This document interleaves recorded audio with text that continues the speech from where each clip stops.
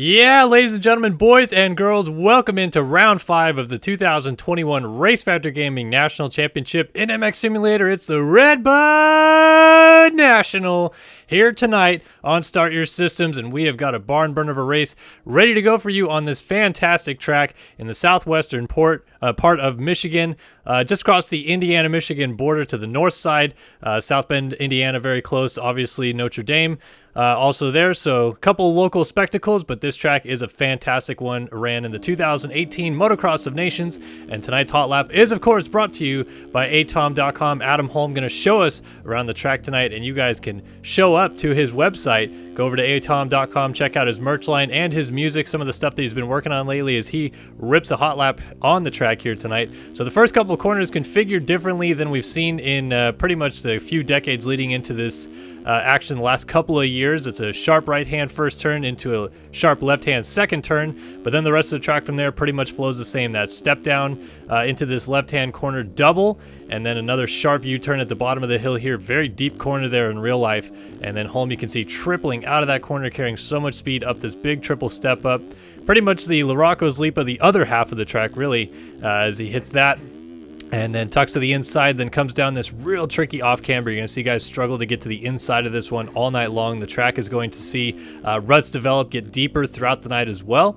And up to the wood chip corner, then back down to this right-hand corner to the classic RedBud table. RedBud plastered along the side of this one, and you see Holm laying it over for the crowd here in Michigan. Little left-hand kink heads you up the hill into what's called the Monza turn. Big right-handed bull corner around this Race Tech tent on the inside. You're going to see guys trying to fight for traction to get to that little rut notch coming out of the corner, down the hill into this left-hand semi-off camber corner into the big RedBud American flag tabletop jump. I think it's called the flag jump, or what most locals call it. And this really tricky sand roller section. You're going to want to carry as much speed through this one as possible. Try to double your way through, tuck hard to the inside. And then another little tabletop leads you back down to the most famed jump, arguably in the circuit, but obviously on this track as well. It's Larocco's leap, and you get on the outside, get on the gas, and huck it up the uphill. Holm laying it over big for the crowd here as he gets back on the gas. Goes to this left-hand turn through this little sandy roller section up to the finish line jump, and completes a lap here at RedBud. Not quite done just yet, though, into this first corner. Well, the last corner, really, before the first corner. Left-hand U-turn sweeps you back on the start straight, and that's a lap here tonight at RedBud. Well, we are so very happy to be joined once again by the Andrew Wood. Andrew Wood back in the booth with us here tonight. So we're both going to be bringing you guys the action here for the next 3 hours. Of course, Kellen Brower on this side, Andrew Wood over here. Hey, Wood, glad to have you back. How you doing tonight, buddy? Doing great. Excited to be back. It's been a long time, so see if I still know how to do this. Of course, Andrew Wood and myself both raced this series for better part of a half decade or so, probably 4 or 5 years that we were both pro, and now I've retired to the booth, but we're ready to bring you guys the action here tonight at RedBud, and it's going to be a very exciting night of racing. Let's go ahead and take a look at those qualifying times, though. First, Tyler Lang fastest at a 2:02.7, Leclerc 2:03 flat, Colby Eaglin 2:03.6, Adam Holm and Magnetti round out your top 5. I wasn't sure whether or not we got a consolation race. Looks like we may actually have one tonight. 52 riders running laps in the 450 class. Jump over to that 250 motocross class, and no surprise there. Payson Johnson 2:04.070 was 2 seconds faster than the Frenchman Johan Bordeaux there in P2 at a 2:06.093. Luke Sullivan right behind him at a 2:06.4. Cooper Hunt and Seth Carr. And another fast rider, Nathan Prynne, almost 4 seconds off of Payson Johnson. Just goes to show how fast Johnson is looking here tonight. And we may also have a consolation race in the 250 class. So we might see a couple contests go on behind the scenes here. But let's take a look at the championship standings through 4 rounds of the season. Payson Johnson has a championship lead of 26 points, I believe that is, on Nathan Prynne. And obviously it's just 25 points for a moto win, so obviously he is well and truly in control of this series at this point. Cooper Hunt, Sullivan, and Leitzel still trying to mix it up inside of the top 5, but Johnson pretty much trying to sprint away with this thing as we come to the midpoint. And in the 450 class, Leclerc just a 4-point gap on Tyler Lang, Colby Eaglin, Magnetti, and Fjellberg inside the top 5, but definitely the top 2 starting to separate a little bit in this championship. Eaglin's still kind of there, just 23 points down, but we'll see whether or not he can make another dent here tonight as we get ready to drop the gates at RedBud. And it sounds like we just have a 450 Consolation race, so we'll get back in the server and see. Looks like they're actually on their parade lap for this one. Oh. So we're going to have Jacob Hubbard, Joseph Pilsner, Ethan Parks, Zach Fisher, Trent Adams, Brett Thomas, Ashton Rakowski, Brandon Larson, Travis Hoffman, Steve Harris, all lining up for this one. And only 4 riders going through in this one, Andrew. It's going to be a bit of a quick one to get us here started tonight at RedBud. Yeah, pretty. That's actually one of my pretty close friends right there, Brandon Larson, so I'll be rooting for him. Already got someone to cheer for, but Dylan Copeland up there. Looks like Trent Adams. I've also seen some fast names already that I feel like shouldn't be in this, but maybe they didn't have too much time on the track, so it's hard to race yourself in. 11 guys going for 4 spots is actually a pretty good amount of people on one of these consies. There should be some good action, but Jacob Hubbard, Ethan Parks, Pilsner, I feel like they'll both be pretty solid, so there's a lot of people to battle for those 4 spots. Yeah, and it's interesting as well because I believe this is the first time we've had a consi since Thunder Valley. So as you mentioned, I think some of those riders maybe didn't put in a lap or put too much time into the track beforehand, thinking they were just going to get into the motos and could kind of race up to a certain pace that they're comfortable with.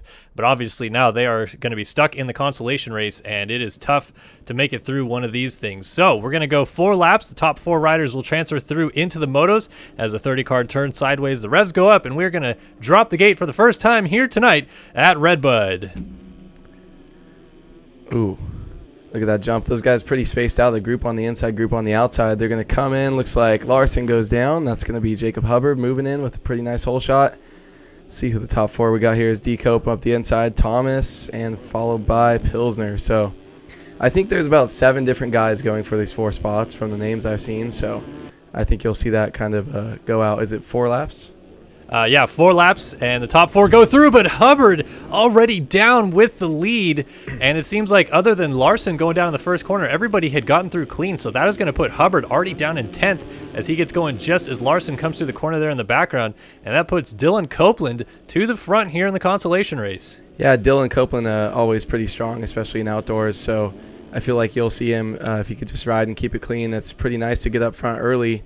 Going down like Hubbard did, and D-Cope's going to push over that berm, but Jacob Hubbard, and I guess they're going to have to fight back because these guys are going to be scrappy going for these 4 spots in such a short race. Yeah, it is still very close in the early runnings of this one as Ashton Rakowski on the BC Racing Honda goes to the lead but almost goes down. He's going to get jumped over by Brett Thomas on that 221 Underground RC Cowie. Up the inside, you got Zach Pilsner, I think, on the 2-stroke coming into the mix as well. And a quick shout out to Alex Efforts in chat for the $10 donation. Says, all you can eat Jack in the Box tacos for you and A-Wood tonight. Maybe we'll have to DoorDash and order over because we're going to be a little bit busy calling the action here at RedBud. The Consolation race coming to the first 4th of this race being done as the finish line jump still just a couple corners away, and Rakowski leads him through. Yeah. Have you ridden this track yet? I have not. So one thing I noticed from Atom's video, either he just hit the corner so fast and he was blowing through. It doesn't look like the sand section is as deep as it normally is with the traction. I feel like he kind of hauled butt pretty through there pretty easily.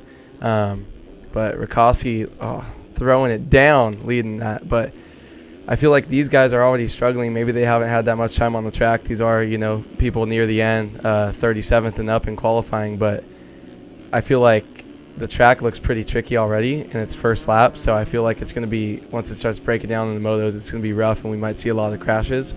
But I'm sure you always know that the top guys, Leclerc is going to go out there and make it look easy for 35 minutes. So. Absolutely. Consistency has been a huge part of this championship so far, with very little crashing among our top group of riders.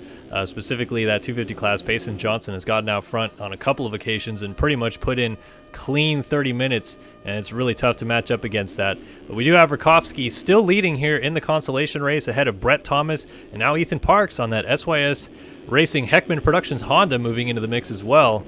So a little battle for second brewing, and might be a battle for the lead before long as Thomas tries to close up on Rakowski. Yeah, it looks like both these guys here are going a little bit smoother than Rakowski. Definitely closing in on him a little bit, but there's some parts of this track, like this downhill right here, where the more aggressive you are, the more dangerous it can be. You can end up losing sometimes, so it's almost just survival through there, and then we'll see if these guys can open it up and try to push somewhere else on the track. But these guys are in a comfortable spot, so they don't really need to push. The guys in the back, though, are going to be fighting and making mistakes more than these guys up here. Yeah, Rakowski is kind of yo-yoing his lead on Thomas. It's stretched out to just about 2 seconds now, and that's comfortable enough for him to maybe work on some of the lines that he was focusing on out front. It's Parks still third, and Copeland, after that mistake on the off-camber, has now slipped back into fourth. It's Zach Fisher, the first rider out of transfer spot, in fifth, with Jacob Hubbard after his early crash moving up to sixth, and it looks like he might be the man on the move here trying to get into those transfer spots. Yeah, I think he definitely deserved to be up there in those spots, and he's pretty fast, but I'm surprised to still see him way back here just making a bunch of mistakes, and he had to have gone down a couple times because I saw him come up a little bit, but I mean, you can just see right here the speed. Maybe not the style, but luckily we're only racing for position here. Let's stick with these guys. Maybe Hubbard can get the inside and do the leap. We also had Copeland down on the outside. Are we going to get a set of dualies, or is Hubbard not going for it? Hubbard. Oh, he gets the leap, but no dualies. A couple straight air Leclercs. Unfortunately for Hubbard,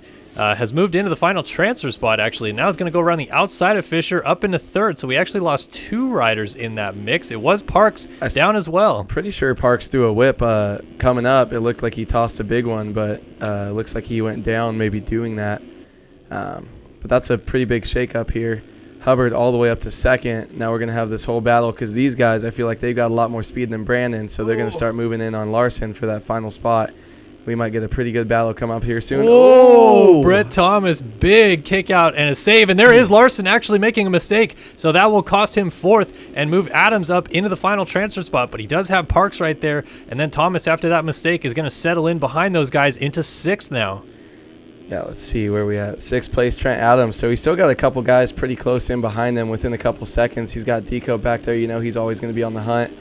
This group from about 4 to 7 is a pretty strong group of 4 guys that want to make it into this, so I think we're going to see a lot of action here in the next lap and a half, especially Decope already coming right back up on these guys, trying to make some moves. You see a mistake there from Eth. Oh, Copeland sneaking around the outside of Parks. A couple of mistakes there from the 56 is going to allow Copeland on the 38, I think that is, to get up the inside, and now Parks goes down. So Copeland sneaks through and into sixth, and is now going to catch up to Brett Thomas there in fifth. Little mistake, though, for Copeland on that Tiger Designs Kawasaki off the side of the track. And he is getting a little whiskey here on this third lap.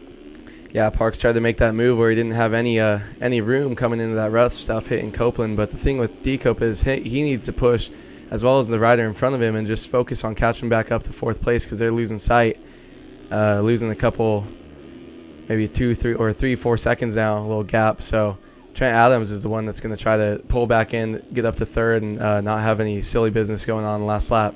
So it is Rakowski as we're about to take the white flag out ahead, and it is Hubbard in second, throwing big on Larocco's leap, and we got to change for third. Fisher was off the track, going to get passed by Adams, and this is going to be where the action is on these last couple, well, really the last lap at this point, because they're going to come get the white flag through this last corner, and you can see Fisher gonna close a little bit up there on Adams with the mistake, and then Fisher's teammate Brett Thomas on the Underground RC Cowie behind him closing up. You got Copeland landing off the finish line jump, so any one of these guys could sneak into the picture here and steal that final transfer spot away from Zach Fisher.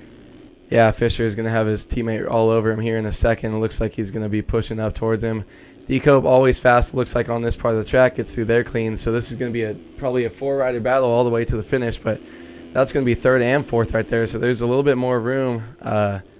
Trent Adams is still not clear up there in that third place spot. He's going to have to, he's still worried. He's still got to ride the smooth race for the rest of this lap because any of these guys can push up and pass him. Whoa, Fisher, big swap, just like his teammate Thomas did a lap ago, and it held up Thomas in the corner enough for Copeland really to get right up on that rear tire. So we've got 3 riders kind of settling it for fourth. Adams out ahead of this group has got a bit of breathing room to work with, and the teammates get together as Thomas lands on Fisher's rear tire and falls off the bike. Fisher comes to a dead stop, and Copeland goes to the final transfer spot. Yeah, that was Thomas just being way too impatient there. He's going to jump off that single, land on his teammate's back. You can't do that on the last lap of a Consi if either one of you is trying to go in.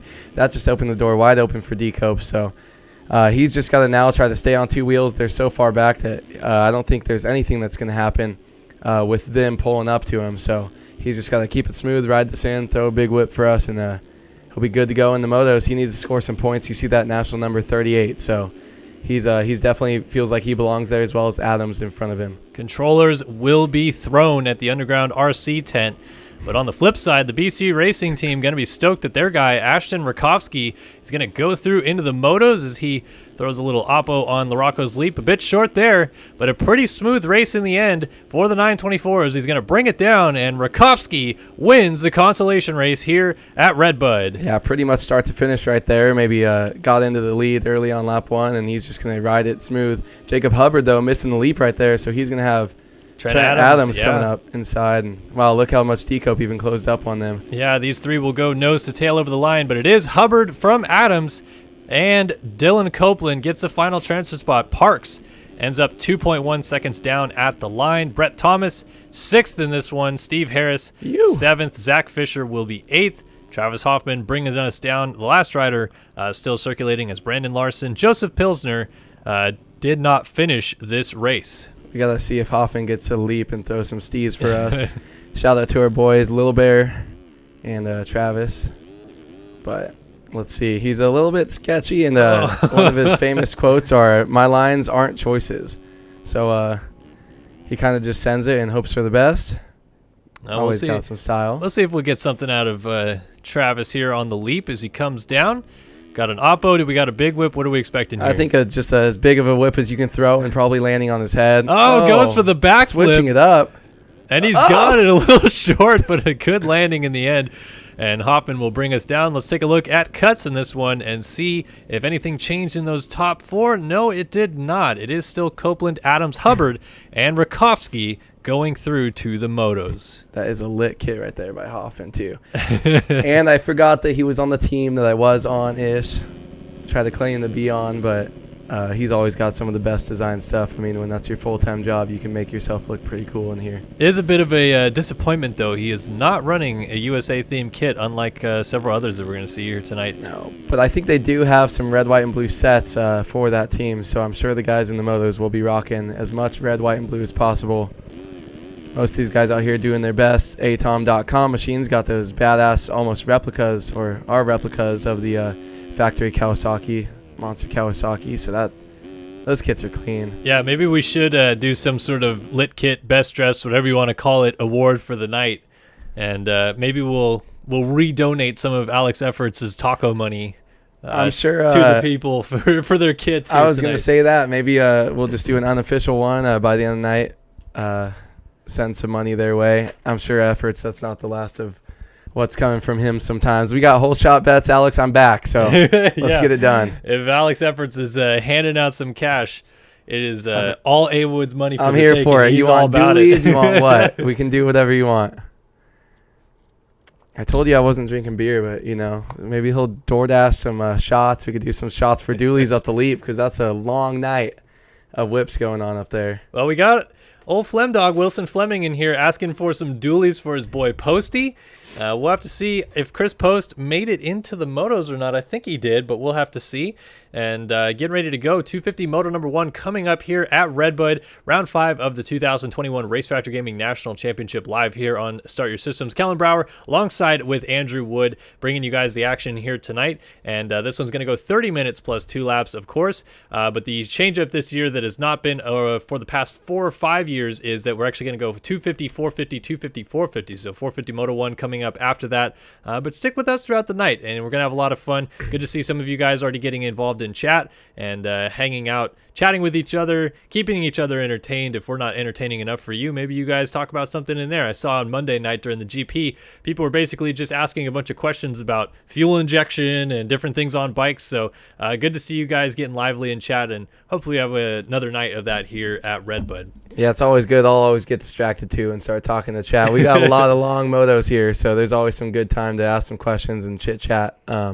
Is the 250, 450 format, is that new for this round or for this year? For this year, yeah. Okay. So they've been doing it all year so far, but as you remember, it used to go 250s all at once, Yeah. and then a break, and then 450s all at once. They wanted to go back to the old format so that it was a little bit more streamlined. We could get guys in and out of here quicker, because instead of having those 5-minute breaks between motos and 5 minutes again between UID grabs, all that's cut out. 250 Moto 2 comes pretty quick. Or I should say 450 Moto 1 comes pretty quick after 250 Moto 1 now, so we just go bam, bam, bam, and get the motos done. Yeah, I feel like I know which one I prefer, but I feel like there's kind of two trains of thought there. It's either you get all your racing, you race, and then you take a quick break and you race and you're done. You can go on with your night. You don't have to wait and watch the races.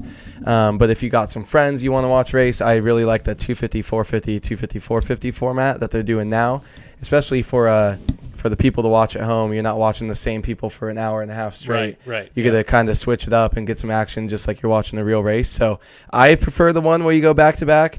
But if you need to eat dinner, if you need to go pee, if you got kids or family or whatever, or a girlfriend or wife that you don't want to hate you, I definitely understand how the one with the brakes can help out a lot too. So. Yeah, I always quite enjoyed this format over the back-to-back races because personally speaking, I felt like the 5-minute break wasn't enough. I felt like you were like so hyped up trying to get, your hands are sweating. Motos, your hands are sweating. So sweaty. And then suddenly 5 minutes later, you're on the gate again. It was a little bit tough to handle. So I like this format from the racer's standpoint and obviously from the broadcasting standpoint because it feels a little bit more like a real race day, obviously. Yeah. I'm not racing, so I definitely this hands down because it's hard watching, especially when you got people like when Haley and Leclerc and all those guys, they were going out and just dominating. Right. You just have to watch them lead the race for just nonstop. You didn't even get to switch it up, so it got kind of old. But we got Chris Posty in there. Yep, there's Payson Johnson on the one, Chris Post. I know Wilson Fleming's excited about that. Walter Gebhardt, Cooper Hunt, J.R. Reyes, Braden Tharp, Brandon Wolf, Jake Melton, Chandler Bloxham, Tristan Powell, Frank Jackson, Colton Hansen, Blake O'Brien, Trey Moore, Elliot Ringstrom, Tyler Shields, Jack Fowler, Dylan Cavacuti, Seth Harnischfeger, Nick Tomasunis, Seth Shirley, Brandon Igren, Nathan Prynn, Hayden Stevenson, Ethan Gerst, Neil Fitzpatrick, Wayne Wofford, Dylan Adams, Noah McLaughlin, Seth Carr, Luke Sullivan, Jake Kazarian, Joe Wagner, Emmett Sund, Adrian Wilson, Jack Gatland, Maxime Vanderbeek, Alec Horn, Cody Saunderson, Dade Honeywell is back tonight, Casey Cochran here as well, Alex Helms, Trevin Thompson, and Johan Bordeaux make up the 45 riders about to go to the gate here for 250 Moto number 1. They allowed 5 extra riders in as to not have a consolation race. So we're getting ready to go and getting ready to drop the gate. Let's make sure I have this set up correct. I was like, dude, it's not been that long since I've been here. 45 riders. I was so scared. Hello to everyone in chat. Thanks for coming out. 162 of you guys right now. Tell your friends. Get us in here. While we're getting ready, is this site lap or is this the race? No, this is the race, so we are ready to go. Let's try to find somebody to watch here off the start and get ready to drop the gate. It's time to go racing. It's the RedBud National.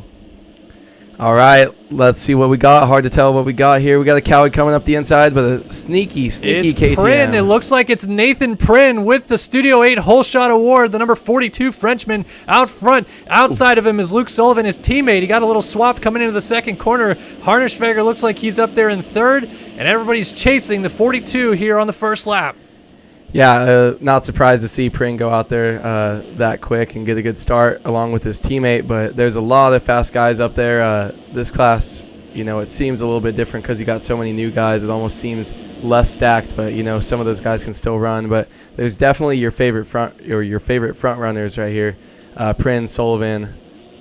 So I feel like Wilcox up there. I feel like you're going to get a good battle, but maybe not with too many people, maybe just a couple people here tonight. Yeah, and interested to see where exactly Payson Johnson lines up here through the first couple of laps. Looks like second fastest qualifier Johan Bordeaux up into 9th in the early runnings, but Sullivan trying to go to the lead on Prynn at the wood chip corner, and Sullivan to the outside will take over the race lead. The number 18 fills KTM to the front, and it's a couple fills KTM out front here as Wilcox now moves up into third on his C4 Designs gas, and he's got Seth Carr right behind him. We'll get a good look here where everybody is. We'll go through the field on the leap on the first lap and see how many 250 riders are jumping or are not, but it's Sullivan leading them down here as we close up on the end of the first lap.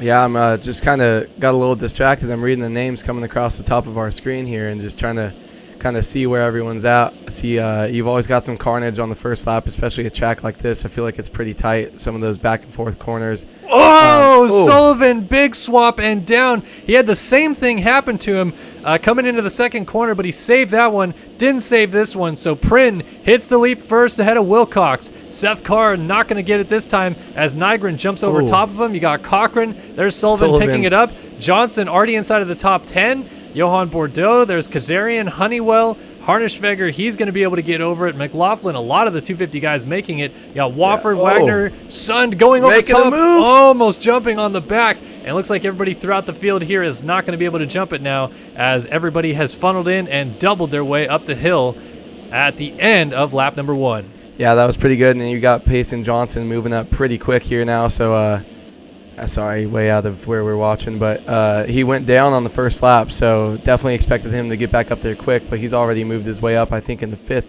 place, maybe 6th, but he's definitely on the move, and ooh, that's a pretty lit kit right there. So I'm liking that. Is that the TLD gear?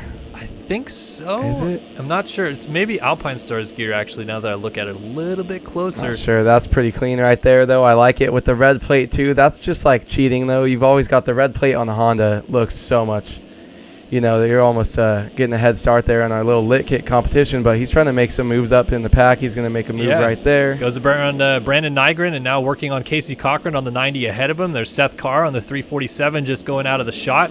So definitely Johnson has, I think, like you said, worked his way up maybe into the top 5 now. He's definitely in the top 10 and working on Cochran here on the classic RedBud table. Let's see if he can use this outside line to his advantage and charge up into the Monza turn. Yes, he does. Johnson around Cochran, and I believe that is for 4th in the early goings here.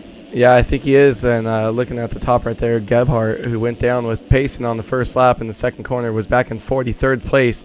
So he's having a horrible time while Payson's making the most of it, moving his way all the way up into 4th right there. You see he's 3 seconds back.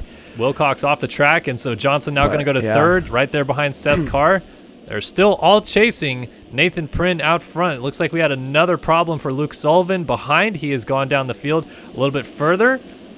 Let's see whether or not these guys can start inching up on the fast Frenchman out front as he slides that Phil's KTM through the corner and brings us down to lead lap number 2 on to lap number 3. Then you got Carr and Johnson very quickly closing up on the 347. Yeah, we're going to have to see how the track breaks down with the leap here with the 250 guys. They're able to go outside and rail it, but I wonder if that line is going to get maybe a little bit more some more bumps when it gets eroded, or how people are going to be doing that when they're in battles, because if you're out front in the lead like Pran, you're going to be hitting that every single lap, and if Johnson's trying to move up or you make a mistake and you're trying to pass people, you could lose a lot of time there every lap. So it's going to be important to get yourself out in clean air and get that jump as many times as you can before maybe you start not being able to do it due to the erode and the track breaking down. Well, Johnson is already into clean air. He made a quick pass on Seth Carr into the first turn right after crossing that finish line jump on to lap number 3. And now we're going to get a really good indication on this lap whether or not Johnson is going faster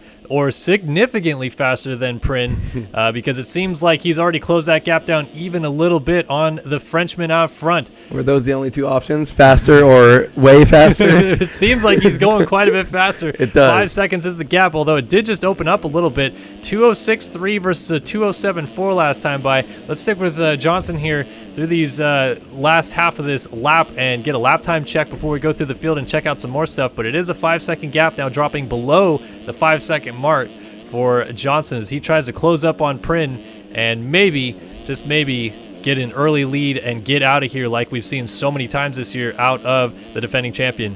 Yeah, Johnson looks like 2:06.3, and he ran that while making passes that last lap. It's pretty interesting right here, this sand corner coming in. This one always gets a lot more rough, so many corners on this track are going to slow down as you go throughout the race. But this one right here, it's going to normally build up that rut, be able to give you a good drive so you can just keep charging through the sand rollers.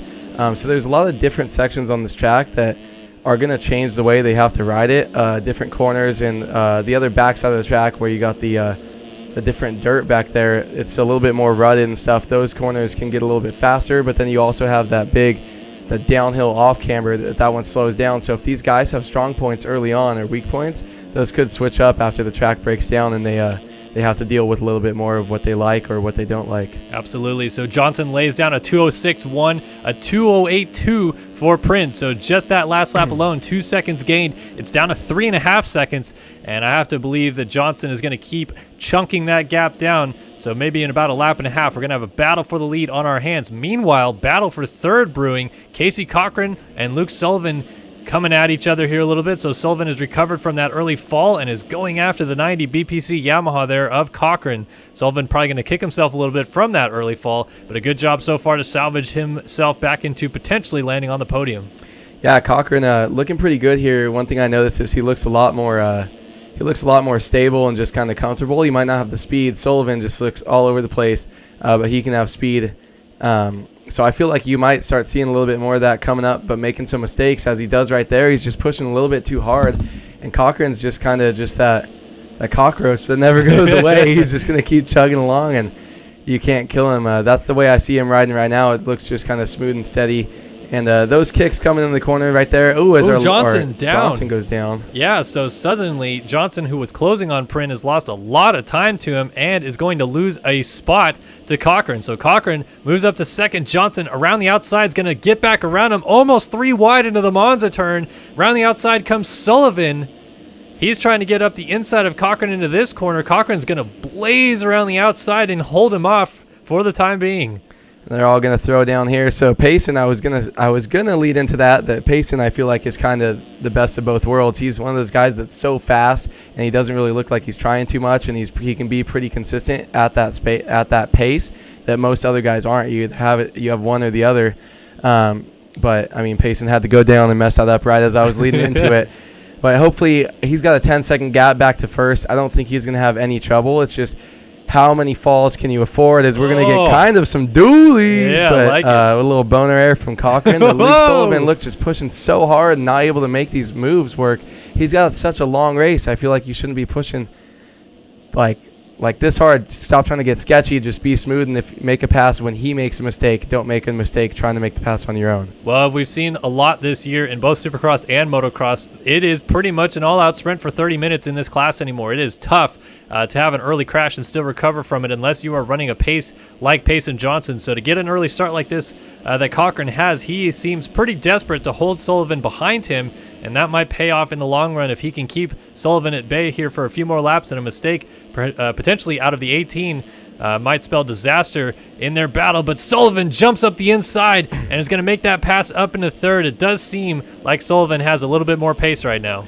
Yeah, Cochran, I feel like, was almost waiting for that pass to happen, kind of wanted it, because now he can just go back to riding without all that pressure. You don't know if Luke Sullivan's going to come up inside you and do your thing. I feel like if you're Cochran, you're just riding behind him like, okay, where's Sullivan's next mistake going to happen?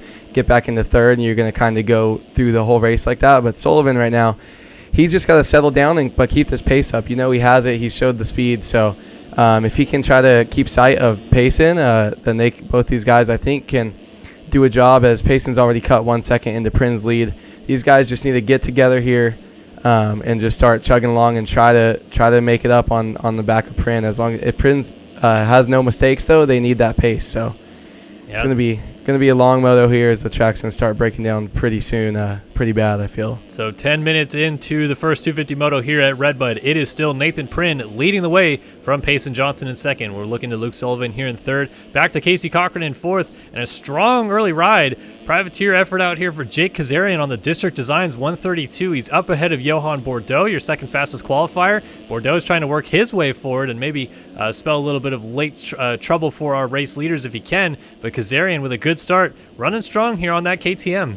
Yeah, looking good. Let's see these guys still all using the outside. Looks a little bit smoother, so they can just go down, ride it, as long as you don't have someone coming up inside you.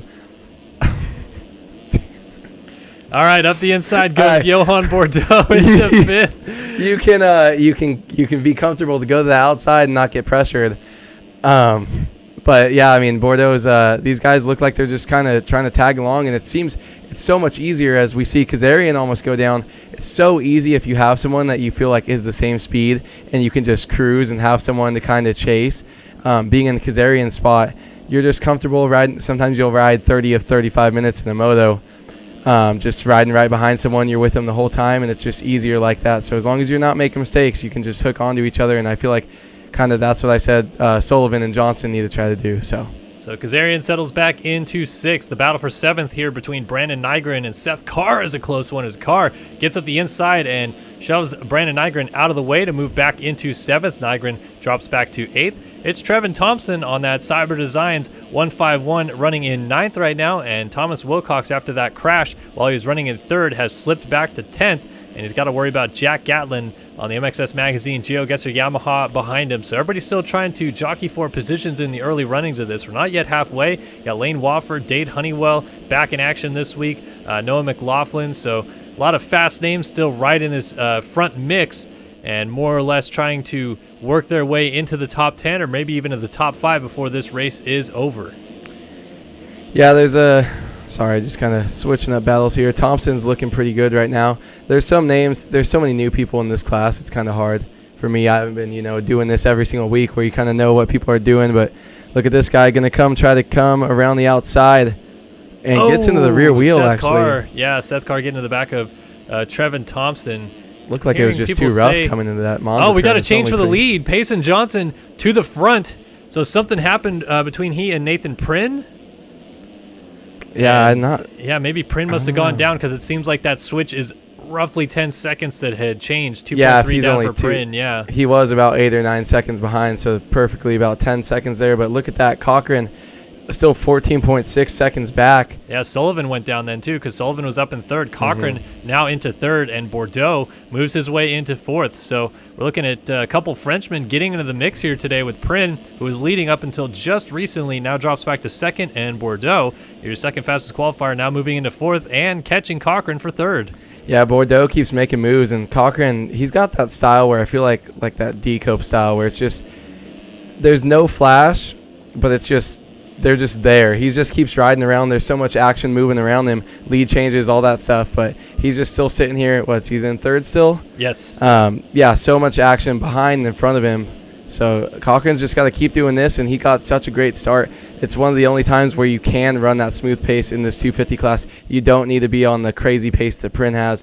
Unless you're trying to win, I feel like he's pretty damn comfortable sitting here in 3rd, just riding smooth and letting everyone make mistakes around him. But it looks like Bordeaux's got the pace for sure, and he's on the move up. He's definitely not slacking, and he's not moving back. So I wouldn't expect to see, or I wouldn't be surprised to see him coming up and trying to make a pass on Cochran here soon as Bordeaux wheelies down those braking bumps. Yeah, lap traffic coming into play a little bit here as well. These guys trying to weave through them. Obviously, our leaders would have already gone through them as well, but Bordeaux kind of yo-yoing up to Cochran, and it seems like Sullivan might be the aggressor in this group at this point now because he is starting to catch up to them from this 5th position. So we might have a 3-rider fight for 3rd brewing before long as we approach the halfway point here in 250 Moto 1 at RedBud. 15 minutes almost down, 15 minutes still to go, plus those 2 laps. And this is going to be an absolute barn burner for this 3rd position. Yeah, looks like Luke Sullivan coming up on Bordeaux. I feel like Bordeaux is one of the guys that can have that pace. So it looks like he's going to I feel like he's going to push Bordeaux to run a better pace if he doesn't make mistakes like that. And I feel like these two are both going to move up and try to get past Cochran together. Not getting the leap, and Sullivan gets it clean, goes over top. And lap traffic aside, now as they continue their fight, Bordeaux trying to jump up the inside. Cochran was down, and he gets plowed into by a lapped rider. So the battle for 3rd now continues between Sullivan and Bordeaux. Bordeaux just had it gifted to him, but also could not get the leap with that mistake at the bottom of the hill, and he has got to go back to work trying to get around Luke Sullivan. Yeah, made a pass, but also got past, so still staying in 4th right there. But he looks like he's hooked on to, or if he can hook onto the back of Luke Sullivan, he can probably stay with him. But the thing is, I think they're so far back from Payson and Prynne that I don't know if there's any way that these guys can catch him.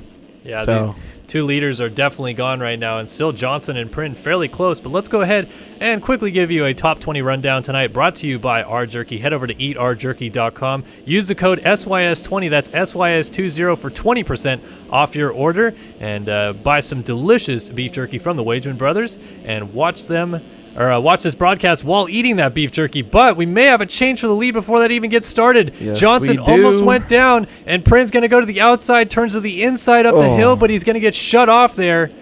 And now Johnson retains the lead, but we'll stick to this battle for a minute before that top 20 rundown. A mistake for Johnson, and Prin back to the lead. Yeah, Prin just looks, he's just not making any mistakes. You know, Johnson's definitely got more speed, but makes those tiny little mistakes. I don't even know how that happened there, if it's just rough coming up to the face, because we've seen some people already, multiple people jump off the side of that big RedBud table. But Payson's going to take no time to go back to work here. He's going to scrub this, try to get a charge down the outside. The only thing is they both use the same line. Let's see if he switches up. Is they're going to come up to the leap. See it getting a little bit more rough coming in there. He's got a better drive, though. He's probably going to be able to scrub it a little bit. Little whip. Let's see how he does this coming into the sand section before the finish line. Johnson is just hauling butt right now. Johnson really pushing the envelope. He does not want to spend too much time here behind Prin as they cross onto lap number 9. Halfway done.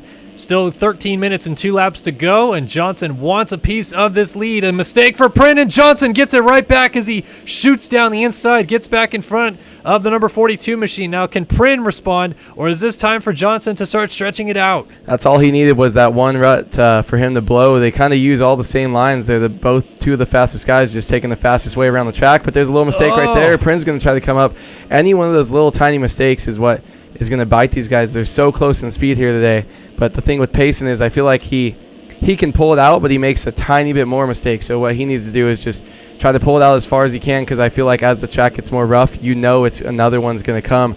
So he's going to get that lead out to 5-10 seconds, make a mistake, maybe not even a complete fall off, and have Prin right up there battling with him again. So he's got to use this free air right here, and any mistakes that Prin just slowed up there really bad for some reason, but try to just get as much of a lead as he can before he makes another mistake, because I feel like it's just a matter of time with the way Payson's riding here. Yeah, Johnson definitely riding the ragged edge right now, but he leads here in this top 20 rundown, brought to you by R Jerky, of course. Payson Johnson, the Covenant number 1 machine, leads here at RedBud 250. Moto number 1 away from Nathan Prin on that Phil Ski and Snowboard. KTM, the number 42 machine, in second. Luke Sullivan, his teammate, in third on the number 18, just ahead of Johan Bordeaux on that number 294 motorsport.com ride. It's Jake Kazarian on the 132 District Designs KTM in a strong fifth, so he's moved back to the spot, and so far he is holding steady here. Looking good for the privateer effort out here as Thomas Wilcox battles it out with Casey Cochran for 6th. Wilcox to the outside on that C4 Designs gas goes off the track, and Cochran on the 90 BPC Yamaha moves into 6th. 7th now for Wilcox.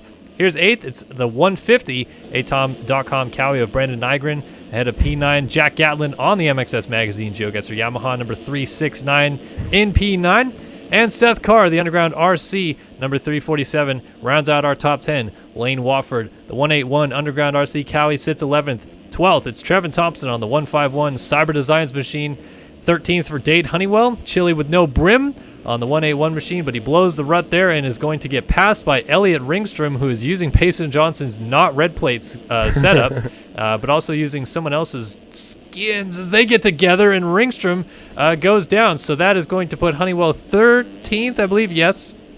13th for Honeywell, and first sign of Cooper Hunt. The Covenant ride on the 38 has had a very rough moto so far, down in 14th, and he did not have a good Majora on Monday either when he entered as the championship leader in the Grand Prix circuit, but lost it to Payson Johnson there. And another rough night here at RedBud so far. His teammate Ethan Gerst runs in 15th on the 58. It's 16th for Nick Tomasunis on that 999 MXLocker.com machine. Oh, backwards goes Gerst. Oh! And Tomasunis getting sideways. He's going to keep going? Oh! The crashes continue.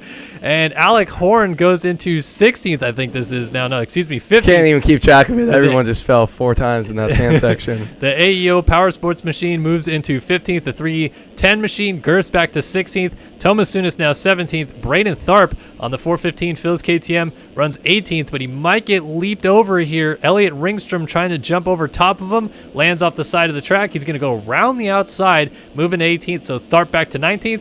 And Noah McLaughlin on the Cyber Designs, number 124, rounds out your top 20, presented by R Jerky here in 250 Moto 1 at RedBud. That was awesome. I've needed that. And Tomasunis, I like the matching gear, his matching his real life stuff. Yeah, that's pretty Mr. sweet. Player 2 right there. just switch it to 998 next year and just do it for everyone that's ever played any MX vs ATV game. So, be a real one. Yeah, so Johnson looks like Johnson fell when we were doing that rundown. Yeah, he did make a mistake, but he did open it back up somehow on Prince. Prin must have also made a mistake. It does seem like that is the case because Sullivan has closed up significantly on this lead group. Bordeaux still lurking back there. Kazarian, pretty lonely 5th right now. Cochran a few seconds back of him. Nygren there in 7th. Carr 8th. Gatland 9th. And Wilcox 10th. Pirouetting and hitting the deck. Let's see if someone's going to make a pass here. Not quite. Looks like Wilcox will get going still in that spot. Trevin Thompson coming in 11th. So Hunt up to 12th now, up the inside of Wofford, and continues his march, trying to get up into the top 10. Yeah, you see that freestyle career wasn't going very good with that 360. Couldn't stick the landing, but you're in 10th. You don't need to be practicing any tricks. But Cooper Hunt back here, I'm not seeing the speed either that I feel like I should expect to see. I don't know if it's just the track he's not gelling with, because you normally, if you see someone back in 10 to 15th place that you feel should be up there, they've got the speed. They look kind of like how Payson does, like the ragged edge, but they're just making one more mistake every 3 laps, and that's going to put you that 10, 30, 40 seconds down on the guys in the lead really quick. So, but it just doesn't seem like the pace is anywhere close to the top guys. As you saw, who was the fastest qualifier? Was it Prin or? No, it was Payson. Payson Johnson, and then Bordeaux second. And I was so surprised to see that by 2 or 3 seconds a lap. And someone in chat said you can go 1 second a lap faster for 10 seconds. It was Gucci, but you can make that for 10 laps, and then you make that fall, and then you lose it all right there. So there's definitely different styles, and people just have to see what works for them. Cochran's getting a strong top 6 right now by using his just slow and steady wins the race with a good start. But all these guys, the speed normally will end up prevailing as long as you're not falling every other corner. And for Cooper Hunt, the break last week could not have come at a worse time, as we had an off week following the 2 GPs at Assen and then Southwick.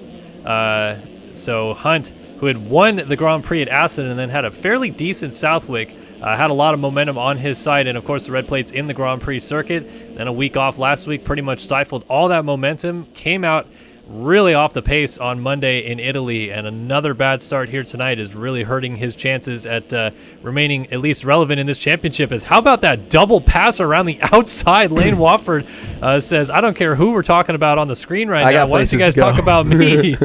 Yeah, definitely. Maybe the Hunt is just a sand guy, maybe he's just wants to be like his idol. Yeah, exactly. Maybe that's just how he flows, because you named those 2 tracks, and I was like, wait a second, I see a pattern. But Wofford is on the move right now. Oh, Wofford. And there's the mistake, but that's the pace that you see right there, enough to come and pass 2 guys around the outside and then starting to get a little bit of a lead. But that's the faster you go, the more you push that edge, you're going to go down. And Nationals, especially as these tracks get so rough, those little rollers, we're just seeing the backside of it, so we don't know what kind of chops those guys are going through. You'll start to see these bikes move around so much more as these motos go on. Seth Carr looking like he is down. He probably framed and it. Jack Gadlin just went down on the leap as well, so jumping over both of them. So I'm wondering, Nygren here. They're not whipping, so I'm wondering if maybe now it's starting to get so rough to where the guys are having trouble, so maybe we'll start to see that happen. Finish line dualies. Nygren and Carr side by side, but you're absolutely right about the roughness at the bottom of the hill. We'll have to go on board with one of our leaders next time by as we approach the 25-minute mark, so just 5 minutes and 2 laps left to go in this thing. Cochran behind Kazarian. Bordeaux still running in 4th, but pretty much by himself. And battle for the lead is brewing, so now might be a good time to go on board with Nathan Prin, 6/10 in it between Johnson and Prin out front. Exactly. If you want to check on the lap on him in front really quick. So 2:05.0 was his best, 2:09 last time. So they're both slowing down close to the same amount from what their fastest was. But Prin's looks like he's feeling it right now. He's going to scrub a little bit lower. I know. I should have stopped talking. I got to get back on my A game. It's been a while. We'll get it next time. Lapped right there. Prin's got a pretty good drive in the rollers here, but Johnson just inches away there. And let's see what happens here as they come into the leap. I'm really curious, like you said, to see how rough the bottom of the hill is down here and whether or not one of these guys has something working for them opposed to the other. It's a little rough on entry and exit. It's still pretty smooth, it seems like. So I feel like these guys aren't going to have trouble with it, but you start to see and seeing Prin throw down a little whip there, which we haven't really seen. They kind of ride that wide line on the wall coming up to it and get that smooth thing. But yeah, I feel like you're going to start noticing it if we go back and check out those 7th to 20th place battles. Those are the guys that are probably having trouble, when these guys can be so much more consistent in that corner at the bottom of the hill to get that drive, and they definitely know when to back out as well. But Payson just just like that, he just makes that gap go away. So it looks like Payson's definitely better on this side of the track, and we're going to keep seeing Prin, maybe in the more rough stuff, start to catch up. Well, it does on those seem, hills. Yeah, it does seem as though Johnson keeps making mistakes when he's off camera that we're not seeing, and he was over 10 seconds out front at one point on Prin, but now it's back down to, as we see, a couple seconds here. There's a little Just mistake, like so finally saw something, Again. little kink in the armor, if you will. Sullivan is catching up to this group as well, so Sullivan is still in it within a shot here at winning this first moto, and it's really anybody's race, especially considering Johnson continuing to run into these problems. I've only won once before, but I know Prin right now probably feels like I'm going to win this race just because he's seeing the mistakes. He's seeing that he can come back up and catch him. It's in the section that he's going to get close going into that tabletop towards the sand rollers.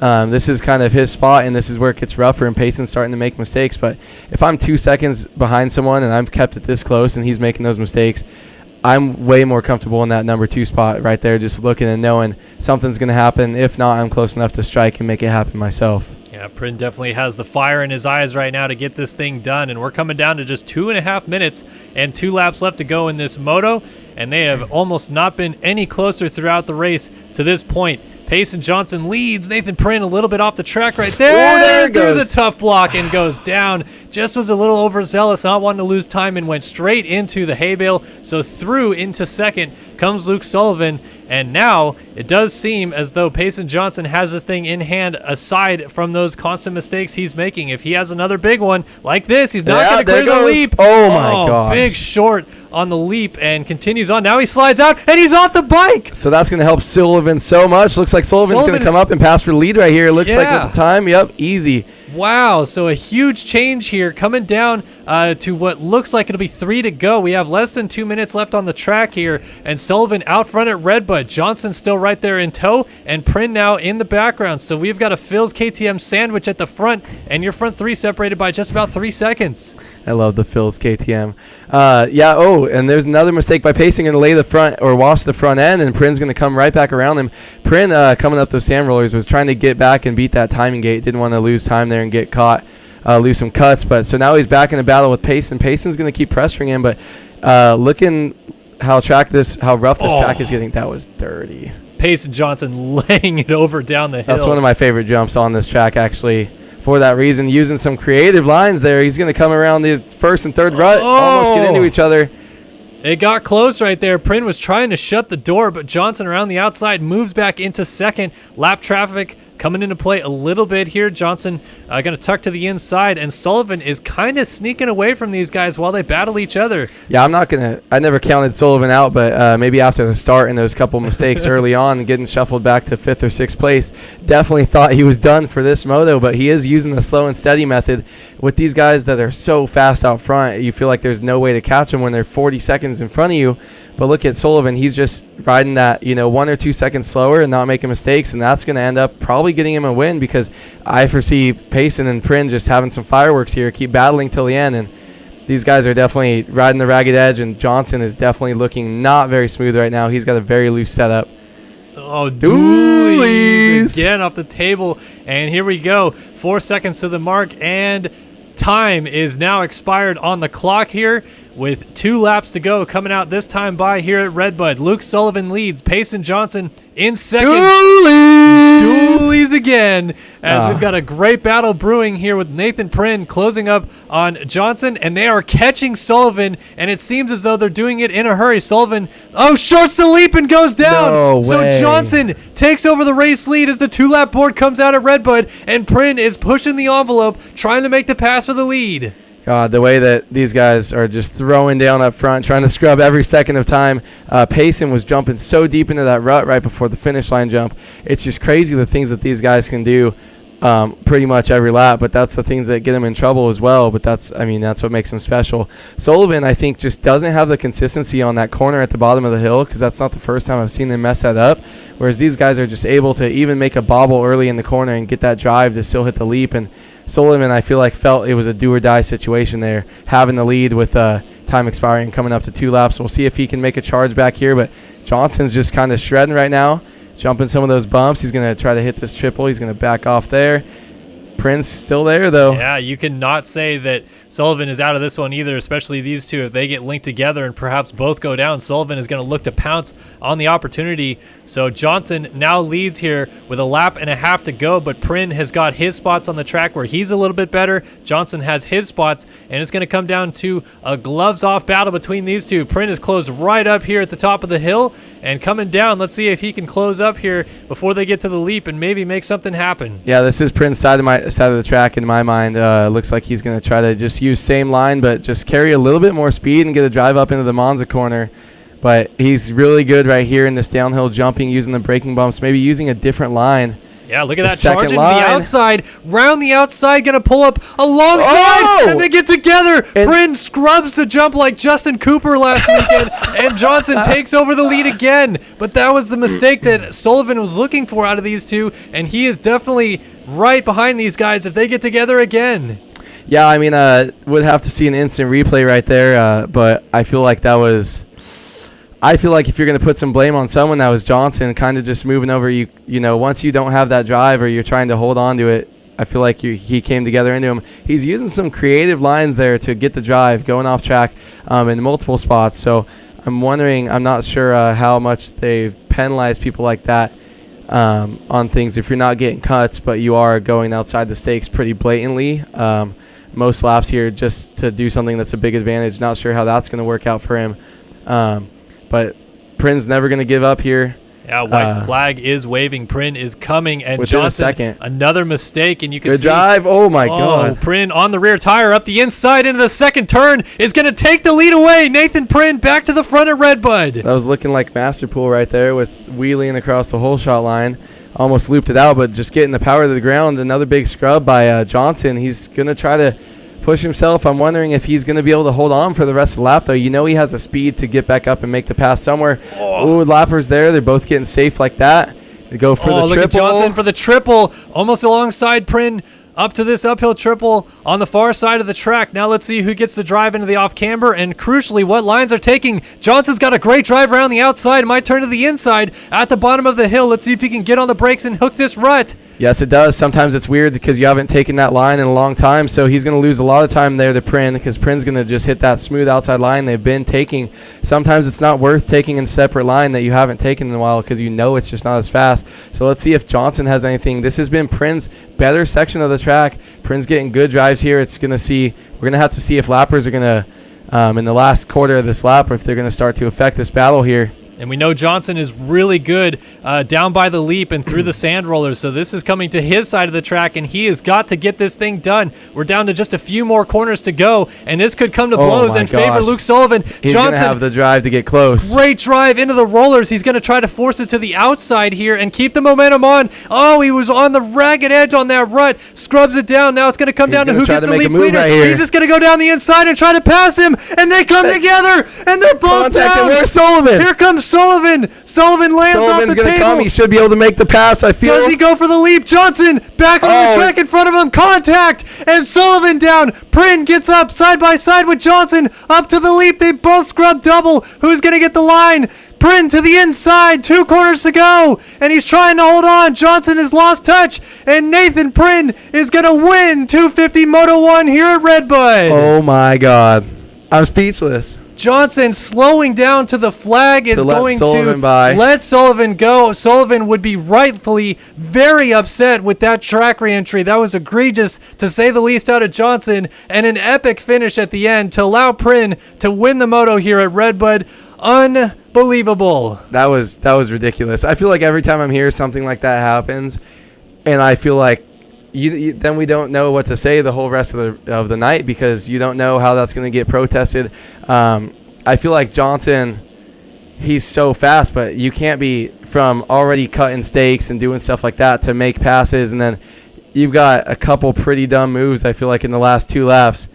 You got the first incident with Prin. The second one, he was going for it. I kind of respect it, but then you can't do that track reentry like that. I don't know. It sucks because that's 3... I mean, hopefully Sullivan will get the right thing and maybe be awarded. Well, Johnson did allow Sullivan back through. I think that was his way of saying, like, my Try bad, not dude. to protest me. But you arguably, if you're Johnson there, you arguably just cost a race victory for Luke Sullivan. He was coming through that corner with momentum and had the line through the corner. Johnson jumps back on front of him. Sullivan goes down, and Prin, the beneficiary of that, wins the moto. It was Bordeaux crossing the line in 4th, Kazarian 5th, a great ride for him. It was Cochran 6th, Hunt in 7th, Nygren 8th, Wilcox was 9th, Carr P10, 11th for Gatlin. Alec Horn crosses the line here in 12th. And then we got Lane Wofford coming through. He'll be 13th. Trevin Thompson should be 14th here ahead of Tharp. Oh, Tharp just went down. Here's Tomasunis. Go for the leap. Go for it. Does he get it? Send it. RedBud! Let's see if he can get this pass done on Tharp, though. He's got to charge these last couple corners. I think Tharp is just going to have enough to hold him on, but you see Tomasunis. Oh, my God. And there's a J Coupe. Yeah, perfectly executed. Almost hit the 1260 off the finish.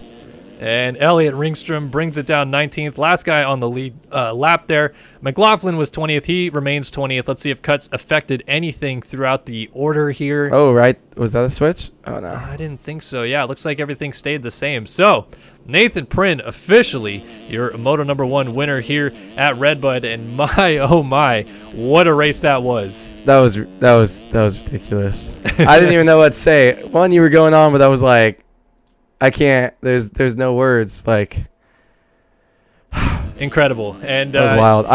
You just don't expect that type of dumb stuff with like 2 laps to go, 3-way battle for the lead. Like, okay, you already made the crazy thing happen, and then it's like, boom, it keeps going. So it sucks because congrats Luke Sullivan on, I feel like, what should have been your win. Right. But that's the weird thing about this is how do they penalize that? Pacing gives some points, which is a good move to Sullivan, but he's losing 3 points to Prin, and they're all 3 in this championship hunt. Right, so and we've seen before as well. You can't take the win away from Prin. Yeah, if somebody was penalized for a track reentry, they can get suspended as well. I don't know how many warnings Payson has had this year. I don't think he's had. Maybe he's had one, but sometimes we have seen riders with a bad track reentry get suspended for a round, so that could affect Payson's championship moving forward. Yeah, as well. Definitely, especially if he's going to continue to race like that, because you got guys that you're already pushing the boundaries on some of the passes you're making, and corners you're cutting and doing certain jumps, but then when you also start getting some dirty riding, like you're just as fast enough. Take the second, don't hurt yourself, because it's not worth risking a suspension for these guys. They want to win the title, so you don't want to lose 50 points just for making a dumb move that would have cost you 2. So Right, yeah. So wow, that was quite the crazy ending to 250 Moto #1, and now we got to catch ourselves here a little bit. Looks like we do have perhaps a Gaiazo here that Alex Efforts has sent our way.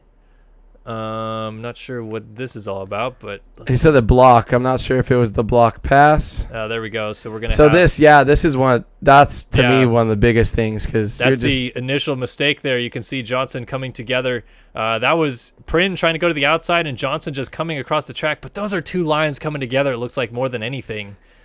So I feel like you kind of see him because he was ahead of him. Then you got the drive to catch back up, or like you're seeing him out there, or someone's telling you he's there. You can hear him, but it's just I feel like you got to respect the line, especially on something like that where everyone's going to be scrubbing it. If anything, I was thinking, okay, we're about to get the craziest dualies we've ever seen. Right, yeah. But just to make contact that early, you got to give him some space. But I don't know. There was a lot going on that race, and it was fireworks, and those guys are going to get a rest, and we're going to see a whole new group of 450s right now, which I'm very excited for, because taking some time off streaming, definitely the 250 guys are a lot newer, so I know a lot more of these 450 guys and what to expect, so it's going to be a good time, and got a lot of fun people to watch. So absolutely. All right, 450 Moto 1 coming up next here. We got the big dogs. We got Leclerc, Lang fastest qualifier, and a host of other riders ready to do battle here at RedBud. And we can only hope that they provide as much entertainment as that 250 Moto just brought us. That was an absolute epic battle to the flag there between Nathan Prin, Luke Sullivan, and Payson Johnson. But let's go ahead and get reconnected to the server here real quick. And of course, big shout out to everybody that's here watching tonight. Looks like you guys had a lot of fun watching that battle. Jonas Comfort says, saw you at RedBud. I think you were the one that said that you saw me interviewing Chase Sexton. So yeah, honestly, if you guys ever see me, like, I know I'm working at that moment, but just pull me aside and say what's up. Like, seriously, it's always great to meet some of you guys at the races and talk shop for a little bit, as much time as I have. Yeah, cool to see you this weekend. I do actually kind of remember a group of you guys talking to Chase beforehand, so cool to see that. Yeah, I'm just reading chat a little bit right now, hearing some people weigh in on that, seeing no issue with it. I feel like for me it's just, well, one, we want to see great battling and racing, so it's hard when you see the guy, which Ethan said he probably didn't expect him to be able to hit it fifth wide, which he definitely looks like he did. He caught up so much there. So a little racing incident, but there's a lot of stuff going on. But it's time to reset and move on into this 450 class. Kind of check in. This is going to be fun because they can actually whip the – they cannot just whip the leap. They can throw oppos. They can get upside down. So, that's one of my favorite things. Yeah, this is going to be a lot of fun to watch this 450 race here, as we will try to find somebody. Jack Haley here tonight, your guy. He must have showed up. Must have been. He's on that number 2, looking like McGrath. Is that a 2-stroke again? Yeah, he's been repping the 2-strokes all year long. And yeah, here we go. 30 card goes sideways. The revs are up, and we're ready to drop the gate. It's the 450 class at RedBud. Let's see what we got here. We got some big wheelies. We got Leclerc, though, with the power wheelie to the inside. He's going to have the tight inside, and he's probably going to get the whole shot. No, he's going to get snuck around. Yeah, Luke Magnetti. Studio 8 whole shot award for the 30. Leclerc trying to get up the inside into the second corner and is not going to quite do it. Magnetti holds on to the race lead as Leclerc settles into second. Magnetti and Leclerc going after it. You've got, looks like Fjellberg right there. Oh, no, Jacob Hubbard. And then, Fjellberg just moved into fourth. A lot of riders going down in the background teammate there. right in front of him. They look very, very similar. Oh, Fjellberg going down in great style, dropping his head and just exploding. But we got a quick 3-rider battle for the lead here. Yeah, it doesn't feel like it's going to take Leclerc long to try to go around the outside and get Magnetti for the race lead. Now the question remains with Leclerc, though. Can he stay at this pace for the duration of the moto and not get passed back either, as Magnetti's trying to get back up the inside, but Leclerc shuts the door. Yeah, Magnetti looks like he's going to try to fight back as quick as he can, but, I mean, we all know with Leclerc, the way he rides. Mistake. And Magnetti jumping over top. Poor A-Wood, man, trying to get people props. It's all right. Every time I talk, something happens. Magnetti a mistake, and Leclerc is going to jump back into the lead. Magnetti settles in right behind him. This could be the last time we see him, though. And then you got Hubbard there, third. Cohenauer with a strong early start in fourth. Jordan Foster just went down. He had collected there with Colby Eagland. Got Cade Matherly with a good start. And Chase Blakely also into the mix. So we got a couple BPC Yamahas towards the front. We got Trileys on the table. But, of course, we want to check out Larocco's Leap and see what these guys are doing, what the big dogs are doing out front here as they bring us down. And we're going to see who's tossing and who's just having a straight air Leclerc kind of day on the Larocco's Leap jump coming out of the bottom of the hill. And Leclerc will hit it first for us. And for him, he's just going to get a little flick. Magnetti still just a straight air Leclerc. Hubbard with the underflip. Yeah, 360 underflip. Cohenauer, a little kick out. Blakely, Foster, Matherly, Eaglin, Smith. Adams kicks out. Rob, you got Janice, Deering, Mills, Bear. Oh, man, I just can't even name it. The further everybody. back you go, normally, the bigger they toss it. Oh, he saves it. Oh, my gosh. People making contact in the air. Oh, Devin Davis. He tossing flicks it out. Dylan Nice Smith. Job. Nothing out of Smith, though. LeBeau, he got a little kick. Nice flare for Lang way at the back of the field here. Ollert, Rockefeller is back here. We'll watch Jack Haley. He's got the 2-stroke. Let's see if he does anything fun for us here on Larocco's Leap. Off the track, back on, and nothing. It's probably how McGrath would have hit it on that thing also. So Lang, an awful start, though. Oh, we got Trent Adams down with Jeremy Smith right there. A couple riders getting up together.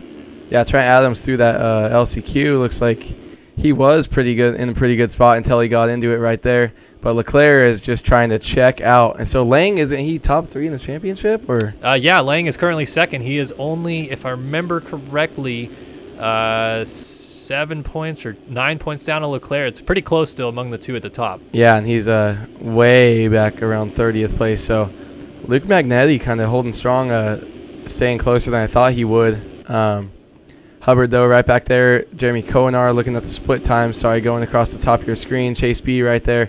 Not too much of a gap right now between these guys. So some of these guys getting good starts and staying up and just kind of cruising. So we'll have to see maybe about 5-10 minutes in, this should start switching up. See if Jeremy Smith can pull up and try to work his way towards the top 3. Yeah, Jeremy Smith, little known fact about him since he hasn't really been his best in a couple years, but he is still actively the winningest rider in MX Simulator history when you combine 250, 450 indoors and outdoors. He has 56 career wins in RaceFactory Gaming competition, and trying to get another one here tonight. Cade Matherly goes down in the rollers. Smith is going to go through. That was Matthias Janis also going by. D Mills also made it around, and Matherly gets going just as Kyle Robb gets there. So it wasn't Smith down with Trent Adams. It was Kyle Robb, who is using Jeremy Smith's bike.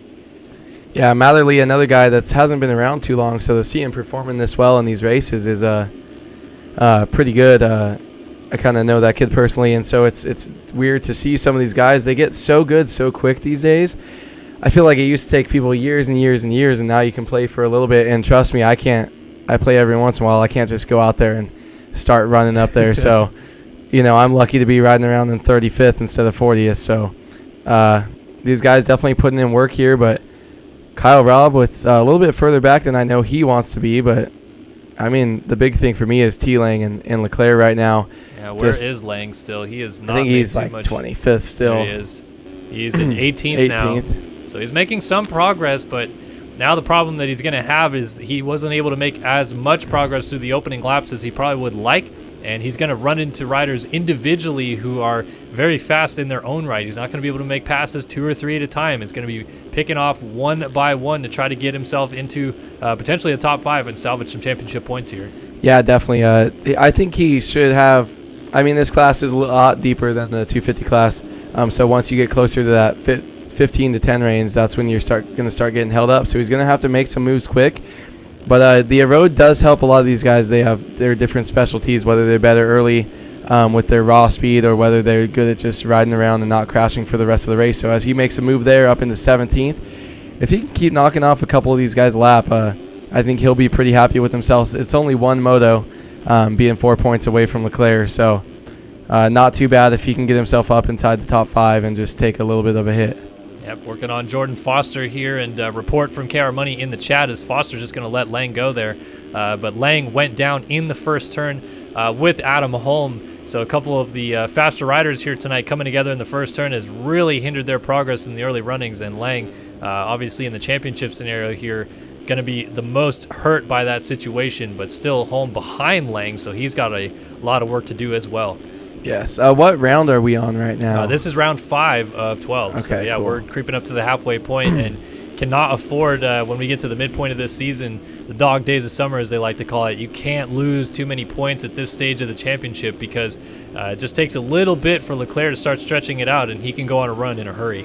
Yeah, it really, this is probably one of the last times where it's going to feel safe to get a 5th in the moto for Lang, get a bad start and have to work his way up, but he doesn't want to keep having to fight for it. These days are how you win and lose your championships for Leclerc and him. So you're going to have to pray that Leclerc has his own races like this as well. But you can't always expect a first turn crash starting 39th and only getting up to 5th. Leclerc is going to be consistent more often than not. So especially off the start, he's amazing at that. He's been pretty much the best at it out of probably anyone who's ever raced. So. Yeah, Leclerc, definitely the whole shot maestro, if you will. Well, and, when you found a way to cheat the game and they had to put a rule in so that so that one rider could not keep getting every single hole shot, you're pretty good at starts. And they rule change, and he's still one of the best. So it's kind of ridiculous, actually. It's still not fair. For those of you new to RaceFactory Gaming competition and don't know where this came about, I think this was 2014 or so. Yeah, I was pissed. Yeah, because I was doing it. What happened was Leclerc was using it. You can't call it a hack. You can't call it anything other than just figuring out a way to work the system in his advantage. He was using an entirely different setup to hole shot the race and then typing in chat or using hotkeys usually to load a setup in chat. So he would hole shot, and then the first jump he would hit the chat button and load a new setup in midair on the first jump. Dualies Jeremy Smith and Cade Matherly, but for Leclerc, changing setups in midair like that forced JLV, the game creator, to create the 2-second stop rule for your mechanics. So for those of you new to the game, when you try to stop and you are not at a full stop for 2 seconds, and then you get that error in chat that says setup not changed, mechanic could not keep up, or whatever it says, that is the doing of Alexis Leclerc. So hand single-handedly changed the game. Well, I used to have multiple setups too, and now, like, if you have a crash, you have to get up and then wait a second until you're standing straight up and still to change your setup. Because I would be racing motos and midway through want to switch to a different setup because the track is getting rough, and you kind of didn't have that, or I had the ability to do it on the fly with the hotkey in midair on the jump, or switch stuff up for a start. So kind of ruined it for some of us, but who just wanted to do other stuff. But it does, kind of penalize you, though, because if you're riding something and the track gets rough, you want to change, you do have to stop for a second and switch it up. It's kind of like pulling into the mechanics area in real life. So I'm okay with it. But yeah, he's still found a way to work. He's got that number 1 plate and the red plate right now for a reason. Leclerc has been such a strong force just for the last probably 3-4 years that it's crazy. Yeah, 4-time outdoor champion, working on potentially his 5th title this year, which is already, he is in rarefied air, arguably the greatest motocross racer in this game's history. Still a little bit of a question mark, I feel like, with a lot of people, whether or not he compares to Tyson Fresquez, who was unanimously voted the GOAT of the game back in 2016, but Fresquez has since retired. We haven't seen him race for a few years, and Leclerc has really taken the throne and run with it in this game. Yeah, he definitely was at his time, but it's also changed and evolved so much. The skill of these guys, the way you have to play the game, setups they run, tracks breaking down, all that stuff. So Leclerc's found a way to kind of do it. He just started at a different time, but he found a way to do it from before and after so many of these changes. So Leclerc's definitely making a good argument for himself and showing up and continuously doing it, not getting tired of the game. There's so much burnout on these guys, just as there is in real life. So just see him out here.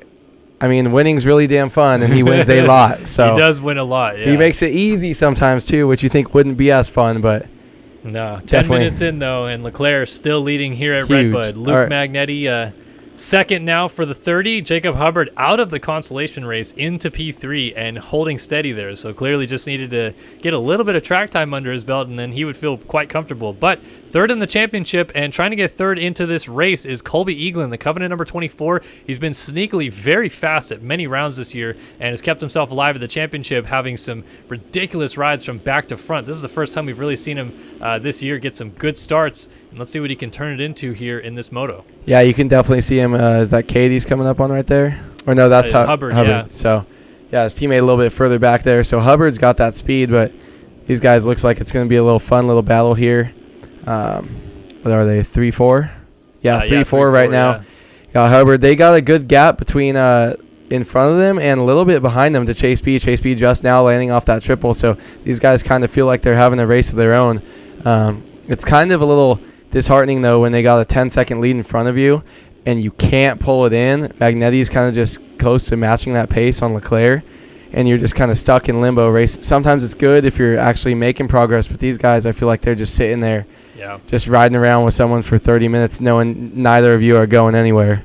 Yeah, another cool story with these two guys as well is these are the two riders that went mano-a-mano for the 250 East title indoors earlier this year. Eaglin able to pick up his second consecutive 250 East championship, but both of these guys thus moving on and jumping up to the 450 class outdoors and still finding each other on the track as Hubbard goes off the track into the sand rollers, slides out, and Eaglin moves up to third. Blakely is also going to move into fourth as that mistake has cost Hubbard 2 positions. Back to Daniel Mills here in 6th, just ahead of Jeremy Cohenauer 7th, and Lang has finally worked his way up into the top 10. He's 8th now. Yeah, definitely. He's making a lot of progress, but so, you're seeing right now, I think 5th place should be no problem, but you just can't keep doing that and having to trust yourself that you're able to pass 35 people in the race. He's got to eliminate those first lap crashes, but he was down with Adam Holm too, who's definitely experienced. It happens in Sim so much, but it seems to not for some of these title contenders. Leclerc, I can't remember the last time he was in a big crash or consistently having bad starts. He just seems to always be there, and that's one of the things that always amazed me with people like Tyson, Jones, just all these greats throughout the years. It's like they're just always there, and it's, how do you do that? Because I used to be pretty good at starting, and especially in outdoors, but once stuff started to change, it's like to be consistently top 5 and not fall, I feel like 50-50. I'm going down on the start and sim. Right. That's just how it works. Yeah. And these guys seem to make it, 5%. Maybe they'll have one crash on a start in a year, and it's ridiculous how consistent that these guys can be. Oh, wow. 2:03.9 out of Tyler Lang. So he is definitely on the move right now. And for his sake as well, he is basically about 5 seconds behind fourth. So he is not too far off of a chance at moving up into a really good points-paying position in what has become definitely a salvage moto for him. And we're not even halfway through this thing yet, so it's definitely not out of the question. He can go even higher than this as he works forward. I see him coming up to at least the top 3 right now. Looking at the little, the top right, your map there, that little green dot coming up the sand rollers is going to be. It looks like it's really far away right there, but there's another pass. D Mills tucks the front end there and goes down. It's really not that much, especially if you're consistently running these lap times to catch up to Magnetti and Hubbard, who was in third, right? Went down. Yeah, Hubbard slips back to fifth, but now battling with Blakely. And these two, if they get together, is only going to benefit Lang trying to close up from behind if he would like to get into fourth before they're even into the halfway point of this moto. Yeah, exactly. I can easily see Lang getting up on the podium here with these guys, especially if they're together, getting some action going on back here. But let's see as they come up to the leap here. I love the 450s. Hubbard messed that up. He's still probably just going to hit it easily. So that's why I ride them. They're easy. Easier. You don't have to try so hard. It's easier to blow a corner and still jump stuff. Exactly. You don't need corner speed. If I want to have fun and throw whips, it's the best thing for me. So Chase B looking good, though. He's actually, I'm not sure how his lap times have been, but he's been 208, 206. I mean, that's pretty damn good, and he's been pretty consistent and also moving up. So pulling away from those guys, getting himself, looks like an easy top 5 for him almost is going to come today, as long as he doesn't start exploding as the track gets rough. And I have the commentator's curse. If you... Oh, man. Here we go. We don't want Awa talking too much nice stuff about the people on the screen. I'm going to stop talking about my friends because... We got an F machine in the chat right now. I'm going to start booting you guys out if you guys keep it up with the Fs, though. Let's hold it to the Fs when they're important. Yeah, exactly. But yeah, we are creeping up. Actually, we are past the halfway point of this moto, so let's go ahead and give you guys a top 20 rundown here, brought to you by atom.com. That's AYETOM.com. Head over there and check it out. Adam Holmes' music career trying to get off the ground. He's got some cool stuff over there. Just debuted a few new singles recently, and he's got a whole merch line if you want to support him and show support to the people that support us here on the broadcast. So atom.com bringing you this top 20 rundown as Alexis Leclerc, Rockstar Energy, Husqvarna Factory Racing #1 leads the way here in 450 Moto 1 at RedBud. It's Luke Magnetti who got the whole shot. Oh my God, someone's going down hard. There was a massive crash on the other side of the track. It was not Leclerc, though, as Magnetti still sits in second here. Eagland on the Covenant number 24 runs in third. It's Hubbard now up to fourth on the Phil's KTM number 11. Blakely behind him in fifth. And number 21 BPC Yamaha. Here's Lang, Tyler Lang that is, on the number 14 Underground RC Cowie in sixth. Seventh for his teammate, the number 130 of Matthias Janis. Eighth for Jeremy Smith on the Tegrity number 4 machine. Ninth for Jeremy Kohnauer on the number 20 MV Films ride. And rounding out your top 10 currently is Daniel Mills on the Jack Daniels Racing number 15. Kyle Robb on the Tegrity number 23, although he's using the number 4 machine right now, runs in 11th.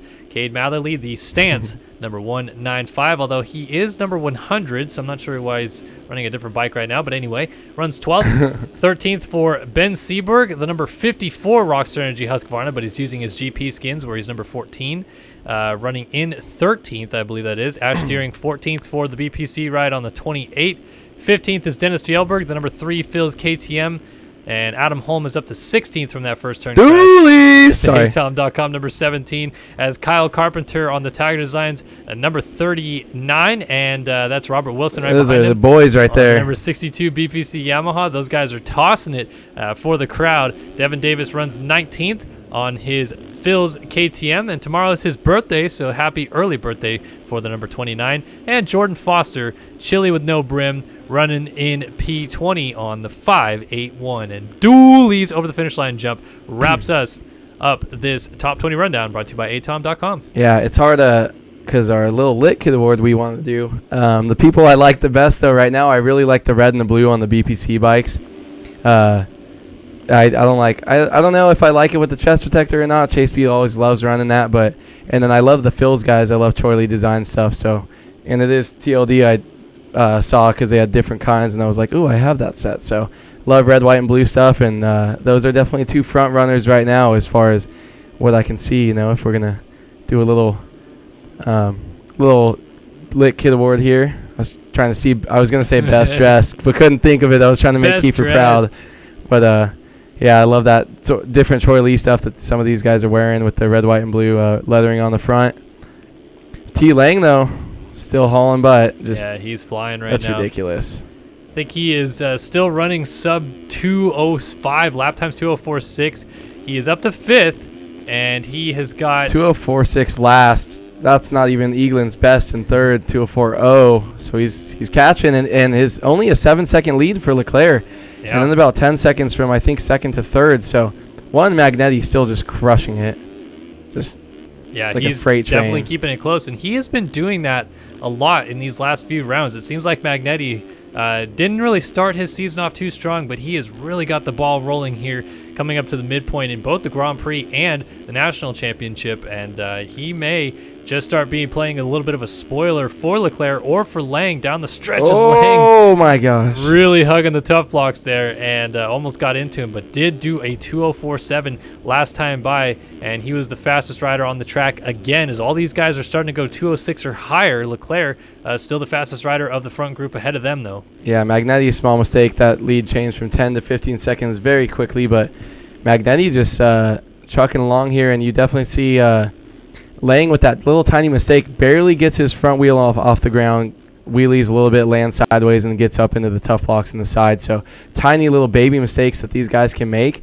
They can be so fast and consistent, but as the track breaks down, you hit one wrong bump while you're wheeling through a section that just came out, and you're gonna have some big mistakes. So that just shows you guys how even the best of these guys here can just be so consistent as the track breaks down. It's crazy. I'm so jealous. Yeah, they've. It seems like it took everybody a year or two to kind of get dialed in with a road once it was introduced a few years back, and now all these guys somehow, some way have setups that work flawlessly on a smooth track and seem to just get better and better as the moto goes on. It doesn't seem like these bumps or the deepness of the ruts are really uncentering them at all, and Lang is still charging here as he is trying to catch up to Blakely ahead of him. That was D-Mills or one of the tagger guy or one of the JDR guys looping out right there. But T Lang just looks so good. And yeah, I mean, so many of these guys, they do change their suspension from week to week. Knowing Haley, how he used to do it every couple rounds, he would switch something up, try something new. And it's like you would think that once you find something that works, I had gone seasons with the same exact setup. Same. And it's like these guys are now just switching it up, and they can be so consistent. But like they're so good at. They've played for so long, they become their own suspension, like testers and mechanics. They know exactly what to do, and they know, this track, it's got a little bit more of this. Let me change the high speed, and it's like perfect again. They can ride the same exact style on any track with just tiny little changes. So some of these guys are super crazy, but look at that. Lane came up on Chase B so bad. Blakely. Wow, that was very interesting. I think gave him some front wheel lock or something and made him just flop. Blakely, like coming out of the corner, I thought that for a second there, Lang was going to get the front end lock because he ran into Chase B's rear tire, but then Chase kind of throttled out and slid out and hit his head on the ground, fell off the bike. So Lang moves up to 4th, and that puts Hubbard back into 5th with Blakely now right behind him as the 11 and the 21 continue to battle. And Magnetti's also fallen off from Leclerc. So Magnetti falling back from Leclerc, falling into the clutches of Colby Eagland, and that is only going to benefit Tyler Lang if these two get together and commence in a bit of a battle. And there he goes. It looks like Magnetti just let him by. No, that is, Jet Wisdom, Magnetti's teammate. So Magnetti's still up ahead. But yeah, these two coming together.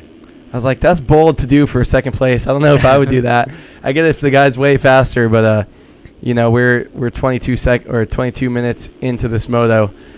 So there's no giving up any spots here. This is going to be a fight to the death. But yeah, the more that these guys get into it, as long as Eagland doesn't just blow his doors off, it's definitely going to help T Lang so much here. But it's kind of a bummer because Magnetti's been up there for so long and make one or two mistakes just past the halfway mark, and that's what happens in outdoors here. Is they're going to both come up to the leap.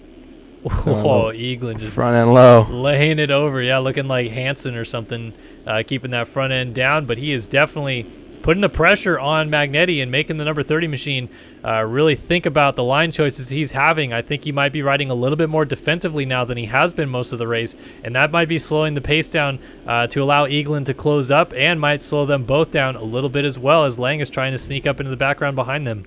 Yeah, there's so many things with being alone. It's surprising that Leclerc is able to do it, but for Magnetti, you're alone in second place for so long. Leclerc's just out of where you can see him, so you're riding the same lines all the time, and you know you're still in second. You think it's going good, but you got a guy who starts 6th or 7th who's coming up, who's switching up his lines, making passes, and just like that, he's going to go right by. And Magnetti might have never even hit that line like that all race because he doesn't know. He hasn't been able to watch someone. Eaglin's been able to study, and that's why almost it seems like he's just going so fast here. Same thing with Lang. You've got, you know what to do. You don't want to stray away from it if you're by yourself and it's working. So it's hard to get in a battle after being alone for so long. So Eaglin, who entered the championship today, 23 points, I should say, down of Leclerc. And I think he was 19 points back of Lang, is looking to gain points on Lang, but still lose points to Leclerc. But at least in this case, finally up in a second, but another mistake, and Magnetti goes back by. So the yo-yo effect continues. Eaglin makes a pass, makes a mistake. Magnetti back through in a second. Whoa, yeah, Magic Man too. Eaglin, big Magic Man right here. I hope this is not a server timeout, but he is completely locked right there. That was a pretty big one. He looks good right there so far, but I mean, he may come back here if we watch someone, but that had to have been it's normally a pretty big thing when it goes like that and freezes you that quick for so long. I feel like we might unfortunately just be about to see Eaglin get disconnected from the server, or is he back? He's back. Okay, there he is, and he's back, and he's in a battle with some lappers. Probably didn't know he was there. Back in a battle with Magnetti as well, just ahead of Magnetti. I like Magnetti's gear too. Is that TLD stuff too? I think I'm biased. I think that's Alpine Stars again. Oh, so that's Alpine Stars. Yeah. So Phil's guys have the right, it looks the same with the stripes. Okay. I love red, white, and blue. Look at this battle, America. Though. Magnetti putting all kinds of pressure on Eaglin, and Magnetti thought he was probably all by himself in second there, and then bam, Eaglin reappears, so the battle really commences seemingly out of nowhere for Magnetti's sake here. He slides out and is off the bike. It looked like he lost his rear over that, which is so weird. Like the way he skipped over that exiting the berm, maybe hit a bump and lost it over, but right. It's crazy. I was surprised by how quickly he was able to learn some of those lines from Eaglin and get back at it. So maybe he does have a little late race charge and he's starting to get comfy. But right now you're a little flustered from that. You're a little pissed off. You've been cruising around in second all race.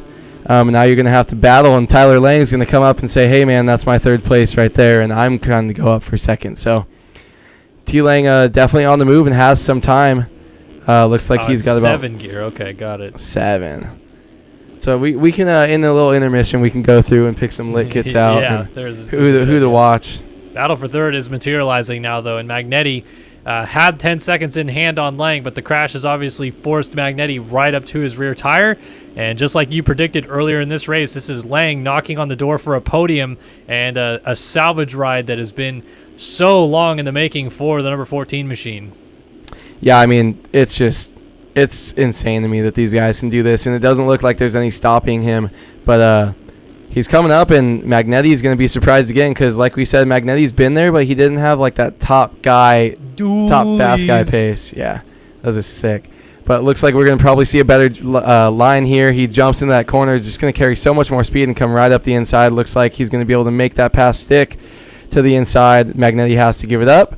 And all he's going to do is turn around and look right over and see exactly where Eaglin is and who he's got to catch, because he doesn't look like he's going to stop. No, Magnetti has still got the fire in his eyes to try to close this gap down. Unfortunately for him, time is not on his side anymore. We have got 2.5 minutes and 2 laps left to go here, 450 Moto 1 at RedBud. It is still Alexis Leclerc out front by 17 seconds on Colby Eaglin, and then another 9 seconds behind that is Lang. So if Lang wants to get up to Eaglin, he is going to need to chunk some serious time away from the number 24 machine.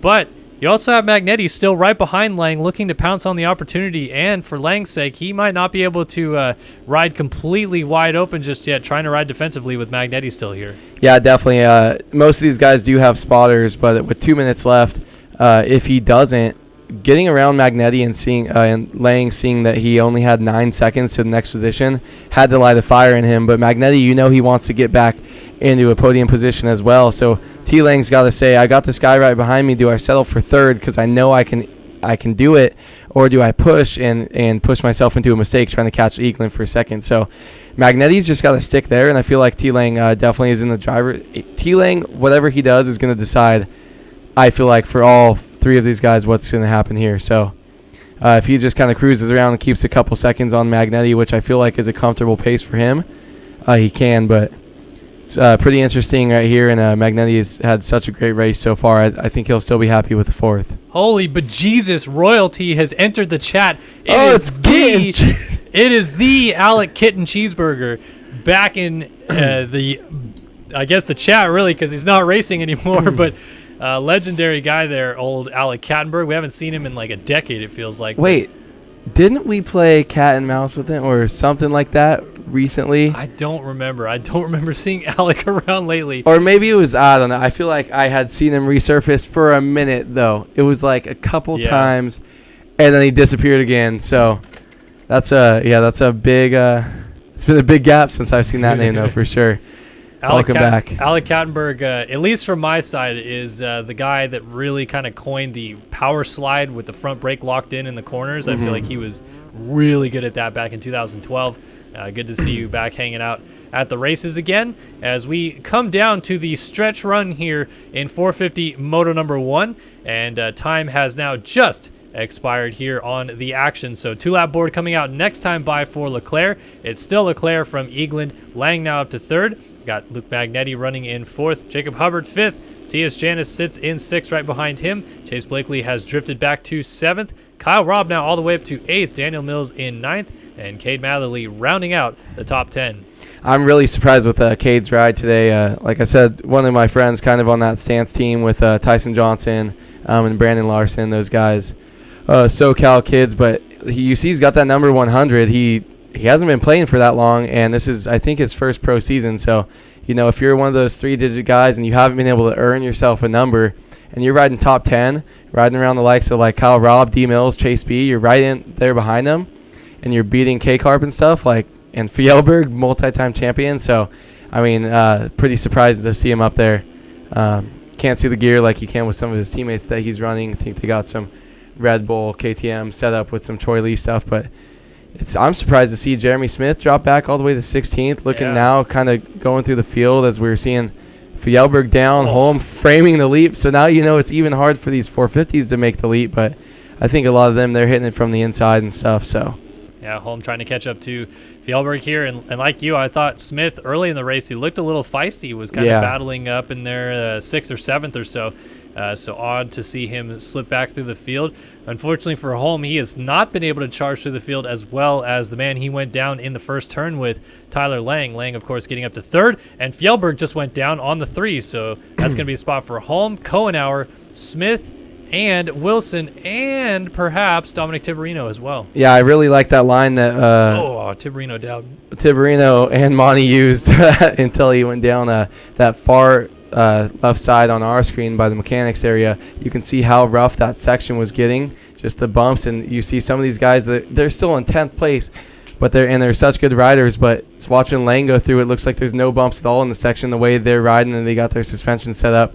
And he's going to be coming up to it right here. Yeah, battle for third again. Something happened with Lang, and he has now slipped back behind Luke Magnetti. So Magnetti has gone through. Eagland is right ahead of these guys. Oh, and he goes down. So Eagland goes down. That is going to promote Lang up to maybe second as he almost gets alongside Magnetti. But the number 30 goes into P2. But this is the opportunity for Lang to completely limit the damage as much as possible. If Leclerc is going to win this moto, Lang getting second is exactly what he needs. It's ridiculous to me that he's going from pretty much 39th, 40th, actually probably more because there was 45 in this race. Or no, we did have the Consi So last place, and he's going to come up the inside here. I bet you he tries to shoot for the second rut. That's where a lot of people are making the moves. He's going to go inside, and actually in Magnetti, he's going to have it. So he's probably going to stay ahead for a little bit longer here. They're going to switch it up, though. Lang's really good at this outside. Magnetti, I think, is losing some time, so look for him to come up the inside. Does he get pinched off?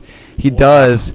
That's such a bad angle there, but it's the best line at the bottom of that off-camber. He's just going to keep working these lines here, and he knows that he's got the speed. He's already passed him once before, so I would look, if he doesn't get him coming up to the Monza or something like that, I would look coming through the sand rollers. Lang has a better line into that corner and can get a way better drive on Magnetti here for second. Yeah, Magnetti holding steady so far, and white flag is about to come out for race leader Alexis Leclerc. So we're going to see the green in the upper right-hand corner of the screen turn to white in just a minute. I foresee him, not the best drive, but I still foresee him being able to get up alongside him. Does Magnetti take the second line and Lang take the inside one? Lang's going to go ahead, and does he make the pass? They're going to come side by side. Not quite. Magnetti holding steady still, though, ahead of Lang up the inside before the leap, and Magnetti actually got a great drive. I don't know how he still found traction there. He blocked that line, too. Came from the second route to the first one. Yeah. Didn't want to get past from on the outside there. That was really nice. Magnetti definitely putting on a fight here. Lang trying so hard. He wants his second place, and Magnetti wants it even more, though, because this is a big result for Magnetti if he can hold on for second as he continues to try to work towards race-winning speed, and Lang trying to take him out of that position and salvage those points against Leclerc. It is a mano-a-mano battle down to the flag between the two of them as Eagland has lost touch with them behind. So Lang's really good up that inside. I thought he was going to be able to make the pass there, but he's got some of these lines, but RedBud has so many back-and-forth sections to where if you get a drive, you're ending up, you're railing around the outside, you're ending up coming into a super rough inside just like this one, and these insides are so tight. So sometimes he's going to choose to follow, still going to triple, no, and he would have ran in the back, so Magnetti gets to pull away here. Do you go inside with the tight rough section, or do you go outside and just try to follow him for a bit? Trying to land in that inside run, and he really got so it much good. Risk. He's a lot closer, I feel like, this time coming down the hill. We'll see if this outside line works. I think he's going to get it. Magnetti going to try to go defensive in the corner. Lang up the inside, not going to get there again. It's so close between them, and Lang is definitely pushing the envelope, trying to get this pass done. Yeah, anyone who's ever ridden RedBud on sim knows that is one of the hardest corners. I hate that thing with how choppy it is going up into that the wood chip corner, you called it. I think it looks like he's going to come up and have the drive here to just stay close. He's so much better at jumping into the sand section. Oh, he goes down, pushing the envelope, and it costs him as down goes Lang. Off the leap one more time comes Leclerc into the final couple of corners, and the defending champion starts his night off right here at RedBud. Leclerc, 450 Moto 1 victory here at RedBud. Wow, that's just dominating fashion, but man, look at this. Like, everyone else here, that's just these races by the top four here, I'm so surprised. They've just been crushing it.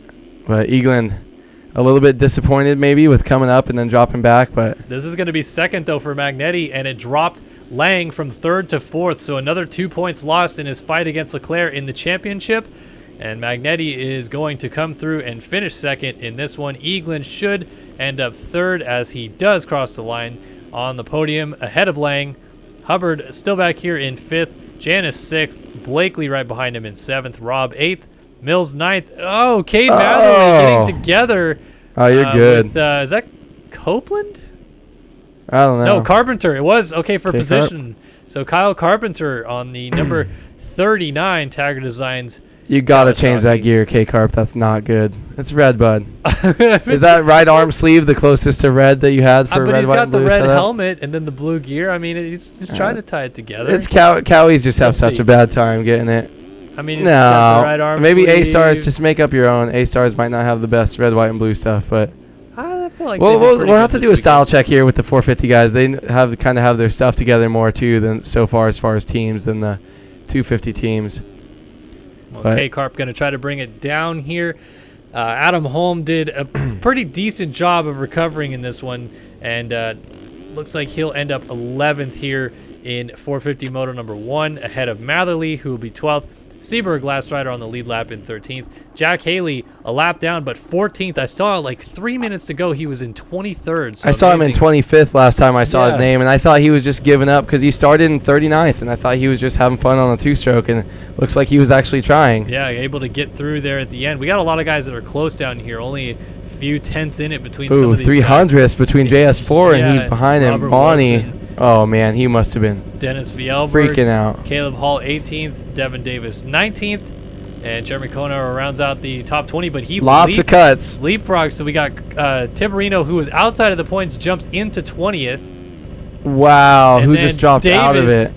who was 19th, drops to 21st. So no points for Davis. Caleb Hall, 18th, drops to 19th. Fjellberg stays 17th. Excuse me, Wilson 16th. Hiccups. 15th for Smith, 14th for Haley. Seaberg leapfrogs Matherly for 12th. And then you got Holm 11th, Carpenter, Robb, Mills, Blakely, Janice, Hubbard, Lang, Eagland, Magnetti, and your race 1 winner, Alexis Leclerc. So, do we have one picked out right now so far? For lit kits? Lit kits. I kind of like if you do. I hate because you say I can't pick my friends, like when I would pick whole shots and winners. Well, you always do it. Tell me that's not cool. That Red, white, and blue Fox stuff I think is so sick. that stuff does look pretty sick. I agree. I like the fade and the stripes. This is a good look. Not even. I called it out on Chase B. I like the stripes on the bike too. You did more work than just making a red, white, and blue gear setup that you're running. Caleb Hall, that's awesome. It's a little too much blue for me, and like the light blue when they're riding throws me off. Let's see. I think I might be with you on the BPC setup being my favorite. BPC. So this stuff's super good. Some of this stuff is pretty good. With so many people disconnected. Yeah, I know. It's hard. You got to do the sight lap maybe if it loads quick enough. But I really like the, I don't know if there's anyone in the, oh yeah, who was that? The Cowie with the. This one? Which one? I like that they have the bikes, the copy of the real life ones. Adam Holm, right? Yeah. Has it? Yeah, Holm has it, and the atom.com team has it. atom.com. I got J-Gas. I mean, Jarrett, you're biased. You made the bikes. See, that's the thing. I got my friends on the teams, but I'm not the one who designed the gear, and I had no idea what they were doing for special kits. So I'm allowed to be biased, I feel like, with the kits. When I get to whole shot choices and stuff like that, that's when I get a little biased. But, I mean, Atom's a fan of the world's longest. Yeah, boy. Yeah, boy. Yeah, boy. We can get the world's longest RedBud if we get a big enough donation in here. It's early enough. Might not wake up the baby, so. Yeah, gotta get our RedBuds and Doolies in here. Yet. Gotta get them in early. I don't know how long I could hold a RedBud. I feel like I could get like maybe 30 seconds off. What do you think? That's such a long yell. It is a long one, dude. To timer from the B to the D. B to the D. This guy over here. One-liners. Oh my gosh. You think you got 30 seconds? We got 2 more intermissions. Yeah, I don't know. I mean, my voice is already starting to go because that first 250 moto took so much out of me. You did from the sand rollers. No, you did. I think before you did from the tabletop jump, I think all the way to the finish, pretty much nonstop. And I was just, you guys can't see, I was just like this. Freaking out, and I just had no words. I was like, there's no time to interrupt him, but also I've got nothing to say because I can't believe my eyes here. So it's been awesome so far. If you guys got any questions or anything in chat, we got maybe a couple minutes. Yeah, loading in 250 Moto 2 coming up next, and if it was anything like we saw in the first 250 Moto, we are about to be in for quite an epic battle, and perhaps some revenge. I feel like Sullivan is still going to be a little bit livid at Payson Johnson for that track reentry. Prin trying to go 1-1, spoil the American party here today at RedBud. Going to be a lot of fun here, 250 Moto 2. It is definitely a thing, too, I feel, where something happens in the first Moto, you go, I owe him one. If you don't get the chance to owe him one, that's when you're going to protest him, try to get him in trouble. But I feel like it's kind of like in real racing, you get me, I got you, we're good. So right. The only thing is there are championship points on the line, so maybe they just want to stay out of it and get that suspension. But you never know if there's going to be a suspension or a docking, so something like that. So sometimes it is better to just take it out on the track and make sure you got that going. So I'm excited, and I feel like this class is really good because it's got it's got a good group of people that are all so close, and you know they're going to be fireworks. The class is not as deep, I feel like, as the 450 class can be, but you know it's going to be a good battle every time they hit the track for sure. Yeah, this should be a lot of fun following what we saw in the first moto, and hopefully the 450 moto too also provides for us. But glad to have you guys all with us. We had over like 220 viewers, I think, at one point during that 450 moto, so good to see a lot of you guys showing up. RedBud always seems to draw a good crowd in sim. Obviously, I think it's a pretty favorite track for a lot of people in the game, on the schedule, all those things as well. So got a big turnout for the actual racers tonight. We actually had Consolation race for the first time in 3 rounds, and also you guys hanging out in chat. So good to see you guys. Hopefully you're enjoying the coverage. Myself, Kellen Brower, Andrew Wood next to me, getting ready to do 250 Moto 2 action here and see what exactly happens in the little bikes. You didn't like me showing off my Racer X sticker on my Hydro Flask? No, I do like it. I dig it. This is my favorite one. This is the sticker we ought to be showing up, though, right? Yeah. If you like to eat our meat, if you would like to eat our meat, go to rjerky.com. All right? You can eat our meat anytime. Anytime. They got all sorts of flavors. It's eatrjerky.com, not rjerky.com. You're holding it backwards so I couldn't eat it, and the other one's under the pile. Eatrjerky.com if you would like to eat our meat. There you go. Interesting. Okay, let's get some. We got to get some lit kits right here, really quick. Lit kits, real Go to the quick. front. No. Meh. Ooh, no. Okay. For me, it's the gear. It's the gear, and then the bike can support it. So if you've got the best red, white, and blue, the FXR good. Stuff's good. Yeah, Honda's nothing's better than red, white, and blue on a freaking Honda too. It's a gas. I'm so mad that the camera's still on, so I can see the disappointment in my face. Just absolute crushing. Nothing's better than red, white, and blue gear on a red dirt bike. Cake Up Jelly says, "A Wood sus." Yeah, a little bit. Oh, Brendan, I forget his name. He asked me how I was doing. I'm doing great, and I'm glad to be here in person. Let's go. Here we go. Payson Johnson up the inside, going to try to hole shot it. It's 250 Moto 2 at RedBud. All right, the gate is down. Good jump by Prin, actually. Yeah, 42. Payson got shuffled back, but he's going to stay up. No, I think he went down. He went down. I think you're absolutely right. And it's Oh, Johan Bordeaux with the Studio 8 hole shot award, and then he goes down the second corner. That was Seth Carr, I think, who got sideways and went down. I didn't see who he made contact with, but Prin right to the front here into the second corner of the race, and he's got Wilcox with him, Fitzpatrick, and Chris Post. Oh, man, Wilson Fleming's going to be stoked to see his boy Posty, Team 2 Dope, up front on the 319 Yamaha. Team 2 Dope out here representing with a great start. Chris Post had not the best one early on. Fitzpatrick as well is going to get a great start. So many of these guys are switching it up from how they started in the first moto, so we're going to see some unfamiliar faces out here. So it's going to be I think this is going to be a good race because we're going to be able to see Payson try to come back or come and fight from probably the middle of the pack here. As we keep going around the track here and the names keep scrolling, we will see how far back he ended up. But Prin is going to try to just do as best as he can to open up a big lead early on. So Nathan Prin leads with Thomas Wilcox getting a little wayward behind him in second. And then that is Neil Fitzpatrick with Chris Post still right behind in third. And we'll get a real good check on where everybody is through the first lap here on the Rocco's Leap. See how many 250 guys are going to huck it. See if anybody's going to toss some whippertails for us as well. But this is good news for Prin, winner of the first moto. And, of course, second in the championship standings, entering, trying to claw as many points back on Payson Johnson as possible. We know Payson Johnson might be pending a penalty given his tracker entry at the end of 250 Moto 1. But right now, he's dug himself a huge hole off the start here in Moto 2 as we bring it up to Rocco's Leap on lap 1. Yeah, Luke Sullivan came around last in 32nd, and Payson Johnson was 28th. So Prin is just going to try to do as much work as he can here to maximize his points gain today because, I mean, unlike the 450 class T-Lang, I don't know how – I feel like the field is slightly deeper. There we got a whip, Melton.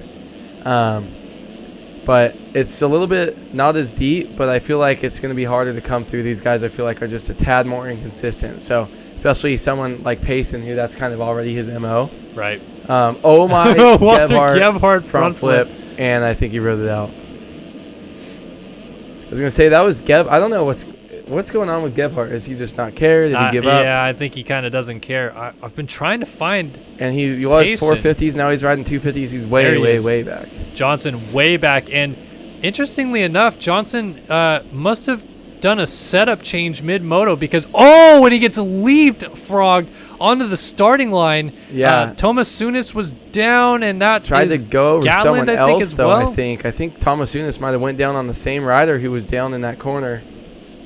But, yeah, Gebhardt was always the one who had that was his reputation, to just go balls to the wall fast. But, yeah, it looks like he switched. He lost his gear, or maybe he tried to switch gear or something and didn't test it. Yeah, I'm wondering if he loaded a setup between motos, and this is the result of it. We have a old bike skin, some gear that I don't have, so maybe it's some old stuff as well. And curious if he was trying to find the magic touch, and it's actually gone the wrong direction for him. And as KR Money reminds me in chats, Johnson has been perfect 4 for 4 in overall so far this year. He hasn't won every single moto, but coming into this round, he was trying to keep the perfect overall streak alive. And with a third in the first moto, things are already looking bleak in terms of where Nathan Prynne is on the track. But now Johnson has so much work to do to even salvage good points on the day. Yeah, and it's hard to is Prynne the points leader right now, or is that No, Johnson is, yeah. Oh, yeah, by like a lot or pretty close. This top three, is going away with it. So Johnson, getting this good of a start, because you could see someone like T. Lang in this situation was back in like 40th, and by this time they were up in the, mid-20s making some moves. So the fact that he's not able to make those gains early on is not looking good for him, because these guys at the front are just going to spread out even more. So you're getting stuck behind guys in 31st place right here that you feel like you really shouldn't be battling with when you're the fastest person on the track by a long shot. So he's got to make some moves quick, or else it's going to be a very bad moto for him. Yeah, and you can also see on the track map in the upper right-hand corner of the screen just how far already Prynne is away from where Johnson is. And not to say Johnson will get back to Prynne, but it gives you an indication on how much distance in terms of track time Johnson has to make up to even get to a good spot comparatively to some of the other guys that he's going to have to try to pass. It is 7-8 corners. It is pretty much exactly half the track right there. You can see very bottom left and almost the top right of that track. So he's got a lot of ways to go on a 2-minute 20-second track. That means, or 2 minutes 20 seconds for him, because he's back in the pack. The guys up front are going to be running 206s, 208s like they were the first moto. So he's in a lot of trouble here if he doesn't start moving, and I don't think there's any way that he can catch up to our lead two, who look like they're battling now, actually. Yeah, we'll go back to the battle out front as Johnson continues to try to work his way forward. Shout out to Devin Davis for the $5 donation, and he says shout out to the Southwick GOAT, Baywood, also joining us in the studio here tonight.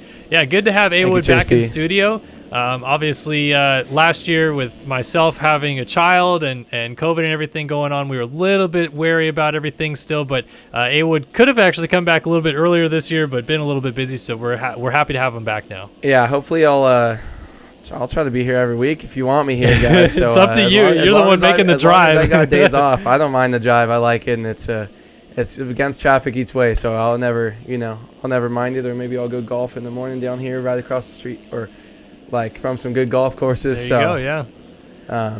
Been wanting to play one of them, so make a day out of it if I got the day off. So. Oh, Prynne! I almost just doxed the crap out of you. Slides out.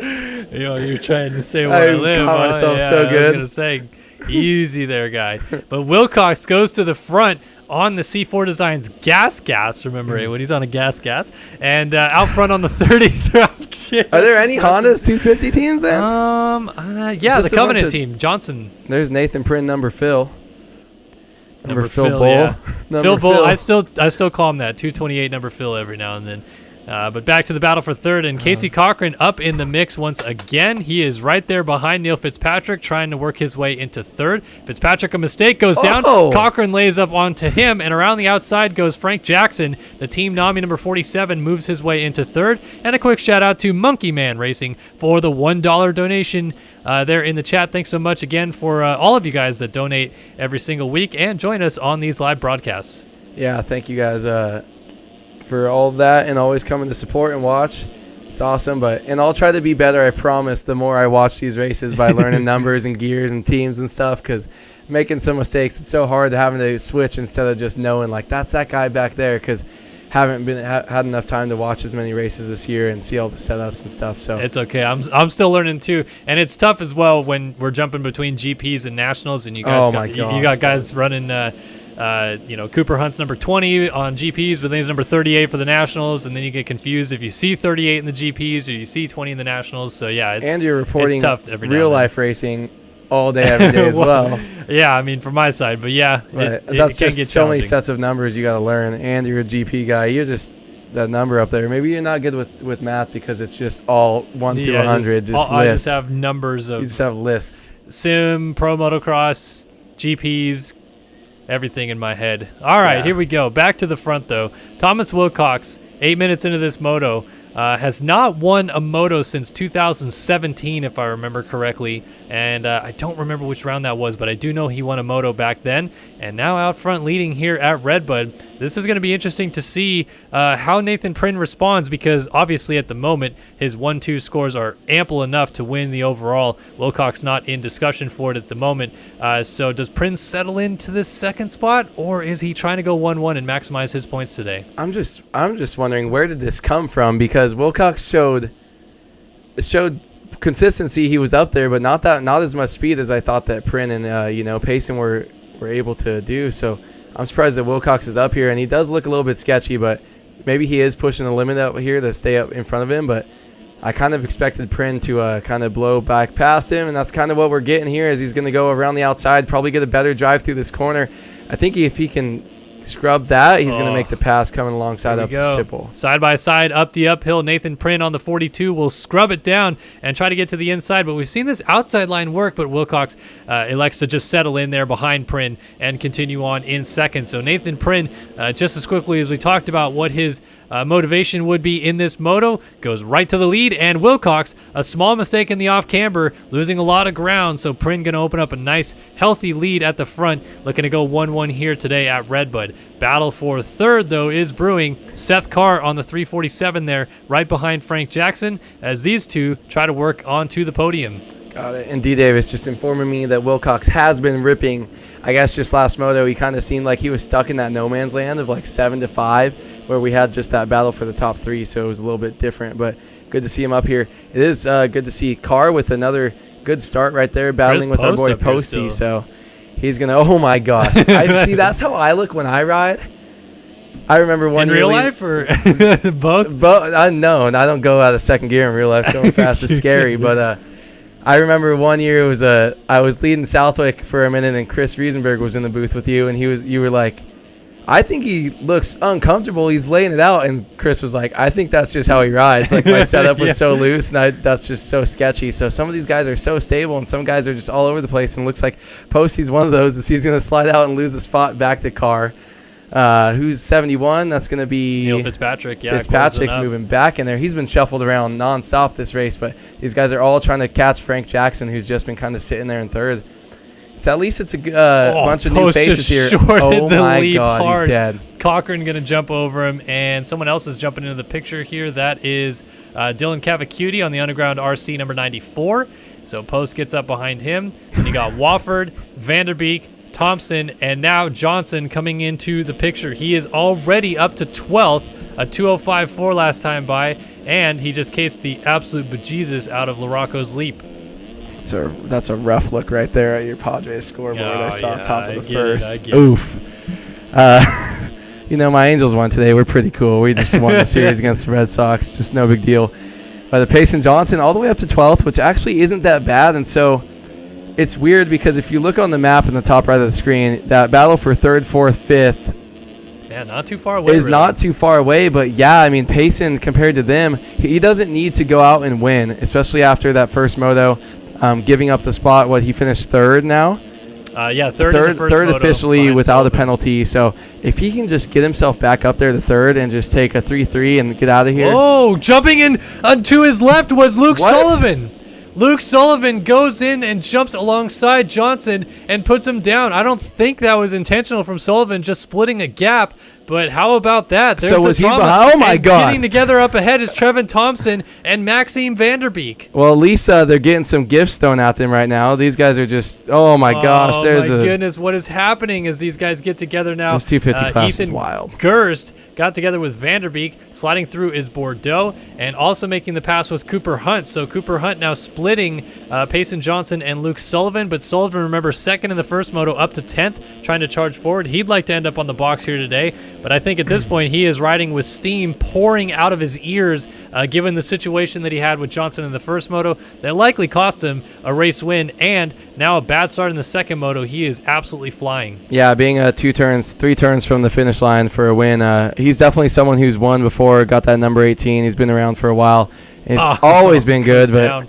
I just need to stop talking about whoever's on screen because I have the worst commentator's curse. But Payson Johnson going to go back around, and it sucks because both of these guys are looking for just putting in smooth, consistent laps, slightly faster than their competitors and getting up front. Then they can start dropping the hammer later. We're only 13 minutes into this thing. We've got a lot of time to go. So it's kind of sad seeing Payson go down, Luke go down by himself right there, just because these guys want to get up front and try to spoiler in that battle and not let Prin just run away with it. But Prin is, at least for the moment, running away with it, as Wilcox 5 seconds down of him, and Prin leading as we approach the halfway point here. So let's go ahead, while we have him out front, give you guys a top 20 rundown. And this one, again, we'll have you have it brought to you by atom.com. As you head over to atom.com and check out his merch line, check out his music, check out whatever he's got going on over there. A lot of cool stuff that Adam Holm works on, and he brings you this top 20 rundown here in 250 Moto 2 at RedBud. Nathan Prin leading the way here on the number 42 Phil's KTM. It's Thomas Wilcox behind him in second on the number 33 C4 Designs Gas. Frank Jackson runs in third on the team Nami number 47. It's fourth right there for Phil and Neil Fitzpatrick alongside of Seth Carr. Seth Carr trying to get up the inside. Oh my goodness, it nearly comes to blows. But Fitzpatrick, Proline Designs number 71, holds on for fourth. Seth Carr back to fifth. Underground RC number 347. Sixth for Casey Cochran on that BPC number 90. Seventh is Dylan Cavacuti, the number 94 Underground RC Cowie. Eighth for Lane Wofford, his teammate on the 181. Ninth for Chris Post, the team 2 Dope, number 319. And Payson Johnson now up into the top 10 on the Covenant number 1. Cooper Hunt back here in 11th on the Covenant number 38. Behind him is Johan Bordeaux in 12th on the motorsport.com number 394. Luke Sullivan back to 13th on the Phil's KTM number 18. Trevin Thompson down here in 14th on the Cyber Designs 151. 15th for Ethan Gerst on the 58 Covenant Honda. 16th for Maxime Vanderbeek on the number 72 motorsport.com, that rider out of Belgium. Blake O'Brien on the OVO 167, running in 17th. 18th for Jake Melton on the AEO Power Sports number 48. 19th for Tyler Shields on the 777 Stoolbend KTM. And 20th is Walter Gebhardt on the Tegrity number 5. That is a top 20 rundown brought to you by atom.com. Ooh, Bordeaux just cased the leap next to Posty and went down. The 250 guys, I can't imagine. I hate having to jump like that where you are so scared about making it, have to hit it perfect because you're just sitting in the air. They can't even whip it. So you're just sitting up there like, am I going to make it or not? How's this going to kick my legs off? So 250 guys are a little gnarly. But I wanted to Hunt when he almost made that pass on that inside roller. I like how they jump across the ruts and land. It's so crazy to me. I haven't ridden this track yet, so I haven't been able to try it myself and kind of see how that works. But coming up right here, Wilcox, let's see if he goes inside or outside. But some of these guys, when they're trying to make a pass, they're jumping so deep in that corner, landing flat and able to stick it and not lose traction there. So Wilcox doing great. These are all just lappers, right? Lap traffic print up here is pretty clear of Wilcox at this point. I think Wilcox had yet another fall-off crash. So Prin decently enough out front that I think he could crash again and be okay. Frank Jackson back here in third. Fitzpatrick, Carr, and Cochran just went down. So Casey Cochran picking himself up, losing a spot there to Seth Carr back to 6th. Wofford 7th. Cavacuti 8th. And Johnson now up to 9th. And it seems like he is starting to really inch forward through some of these guys as he tries to get into the top 5. 2:04.6 last time by. best lap last race was a 2:06.0. Maybe I'm just remembering something incorrectly, but that is pretty damn fast on this track, especially when the 450 guys aren't going much faster and they've got so much power, especially here and things like the leap, all that stuff. But I did check the splits, though. They are starting to get pretty big up front, so he still hasn't made as many moves by this time, I feel like, as he would like to. The 2:04 is not going to help when you're still a minute around the track away from someone else. So Catching Prin might be out of it, but some other guys, is he going to make a move actually around the outside? We're going to see him launch the leap first person. The giant jump, a little bit of case almost. See, that's just scary. I like over jumping it, you know? Yeah. But definitely just getting the nose right over the top of it on this 250F, but a 210.5, so actually must have made a mistake that time by 210.7 out of Cavacuti. So Cavacuti was looks like he was in this position behind Cavacuti. Cavacuti. They're behind Johnson last lap, but now up to 8th for Johnson. Just ahead of him is Watford in 7th, and then it's going to be a little bit of a gap then up to Cochran. You got Carr, Fitzpatrick. They're all still running pretty close together. But like you're saying, I think it's going to be pretty difficult for Johnson at this stage to do much better than maybe just inside of the top 5, as he has still got a lot of time to make up on the guys ahead of him. Yeah, it's just, I mean, when you're in a championship, I mean, you got the lead, so he's got a little bit of wiggle room, but you can't be doing that, you know, having these days when you do go down at the start. It's like, okay, cool, get up quick and go, like T-Lang showed us that you can do. Payson, who's the reigning 250 MX champ? It's Payson. Oh, okay. Oh, yeah, I'm an idiot. Ignore that. But, like, to me, it's surprising that he does have an MX title. I know he's so fast. He came out of nowhere and was like, hey, this kid that we've known for like 2 weeks, he's now just winning everything. No one knows where he came from. But he still seems so inconsistent. Like Gebhardt, too. I was surprised that he ever won a title, because that's his MO, has always been. Someone said in chat, it's just he just doesn't care anymore about anything, but he always rode like that. He would just punt people, and I'm surprised that he ever got to a title, because you're balls to the wall fast, but you ride on the edge, and then you kind of stop caring, because you do have those motos where you get a 30th, you know, and then I kind of attitude changes. So surprised Payson could hold it down, but I feel like he needs to limit these types of performances, because he's going to lose a lot of points if he ends up, you know, making mistakes like this. If he goes 7-3 and might even have a penalty, it's going to be not a good weekend with Prin going 1-1. So yeah, Prin definitely going to make up quite a chunk of points in this round alone. Even if Johnson can sneak into the top 5, it's still going to haul somewhere in the 10 to 15 range there for Prin. So he's basically halving the points gap down just like that. And Johnson making a couple mistakes, but did a 2:06.5 last time by.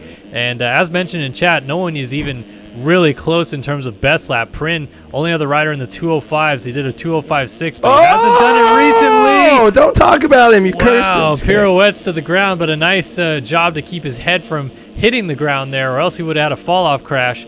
So Prin continues on in the lead. Wilcox is now going to close down to just about 7 seconds behind in second. That was a beautiful save, because he had a 10-second lead. That only went down to 6.9 naturally.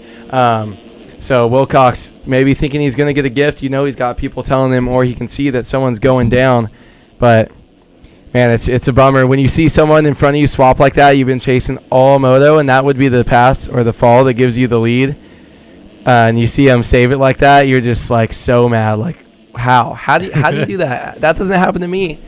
Because I'm sure some of these guys have tipped over in a rut this race so far already, hit your head, and you go down for 10 seconds, and you barely slid out. So it's a rough game sometimes. So Neil Fitzpatrick still in third. That's cruising. Yeah, trying to work on catching up to Frank or Jackson. Or fourth then. Frank Jackson still goes in third, down, but there he goes. Jackson going down, and Fitzpatrick going to go around him, and Seth Carr going by there as well. Here comes Cochran on the 90, going to have a good drive through the rollers here. Might have another shot to get around Jackson as well. And this is pretty much good news here for Johnson behind, because all these guys starting to collapse into each other and battle each other is only going to help the one catch up to everybody as they work on holding each other at bay. Yeah, it's surprising too. Every time you see a guy go down, you know he's just foaming at the mouth back there. But it's funny too how this race kind of almost seems like kind of the same thing that happened. Oh my God, Roxy scared me. It almost seems like the same thing that happened in the first moto, but just a whole new cast of guys. As we're getting a quick little visit here by Kellen's wife and daughter. I'll have to keep going, but that got me way too excited. The dog. So it's funny because it seems like the same thing. How there's a couple guys checked out up front and one guy trying to work his way back. It's just a whole new cast of names in this from this 3 to 7. It's like Wilcox wasn't up there, Fitzpatrick, Jackson. They're just new guys that are there, but it's like such a stale like 4th to 7th place. They're just kind of riding and they're all having an amazing rides. They're just no one's on the level right now with Prin, Wilcox, pacing as far as lap times. So we got to change for the lead. Prin has made a mistake, and Wilcox is to the front, but now Wilcox makes a mistake, and Prince trying to get up the inside. That was very close. Doolies. Little baby ones, but they count. We'll take what we can get in the 250 class here. I like it. I like that they're still throwing whips, though, and we're 20 minutes into the moto here. All right, so Wilcox back to the front, and Prin has to once again respond. And this is a huge change because Prin was 15 seconds out front a lap ago, so he must have made several mistakes in succession. Maybe another mistake out of Wilcox kept him from having a 5-second lead if Prin crashed twice. But this is going to kind of push them back. Frank Jackson, well, they're still pretty far ahead of them. Yeah. Looks like 37 seconds. 37 seconds. When you're in, you're 8 tenths behind the guy in third. That's what I was saying before. If you don't have a spotter and you're riding and you get past that guy in third and you're like, I'm on the podium, let's keep it moving. And then once you get into that position, you look on your pit board and you go, oh, yeah, I guess I'm just going to stay here the whole moto. So. It's definitely not the best feeling, but, I mean, pretty damn good to get on the podium. Prin's going to try to come back here, but Wilcox looks like he turned it up with his speed after that experience from the first moto. But he just went off the track at the bottom of the hill, and he's down. I'm done. Wilcox going down. No one ever gets mentioned by name anymore by me, because I've probably crashed at least 30 people tonight. So we're only through 3 motos. Let's go back to this one because here comes Payson Johnson. He has gotten around Fitzpatrick, and he's working on Frank Jackson to get all the way up to third. This is an incredible salvage ride here for Johnson, and this would help him go 3-3 on the day. But we still have to wait and hear what will happen, whether or not Sullivan will... Oh, there was a lapped rider that just looped out in front of Johnson, and Fitzpatrick goes by for fourth. But whether or not Sullivan will protest Johnson and what will come of that protest, because that was a pretty cut and dry track reentry there for Johnson in the first moto. So there's still a lot with that pending, but at least for the time being, Johnson doing a good job at salvaging the maximum points that he can. Going to get up to Jackson here before long and might be knocking on the door for a 3-3 performance here today. I think you're definitely going to see a protest because I talked about trying to get back and, you owe him one, but you're so far back. You're in 9th. You went from winning in the first moto to now being in 9th. If you get second place, I think maybe he just goes, okay, I went rightfully 2-2. Should have won 1-2, or something like that. So he would be happy with it. But being in 9th, he's going to be pissed, and he knows there's so many points because he is in the championship hunt still. But I wouldn't say that it would be 100% on a protest if he was on the podium. Devin Davis in chat, or the opposite.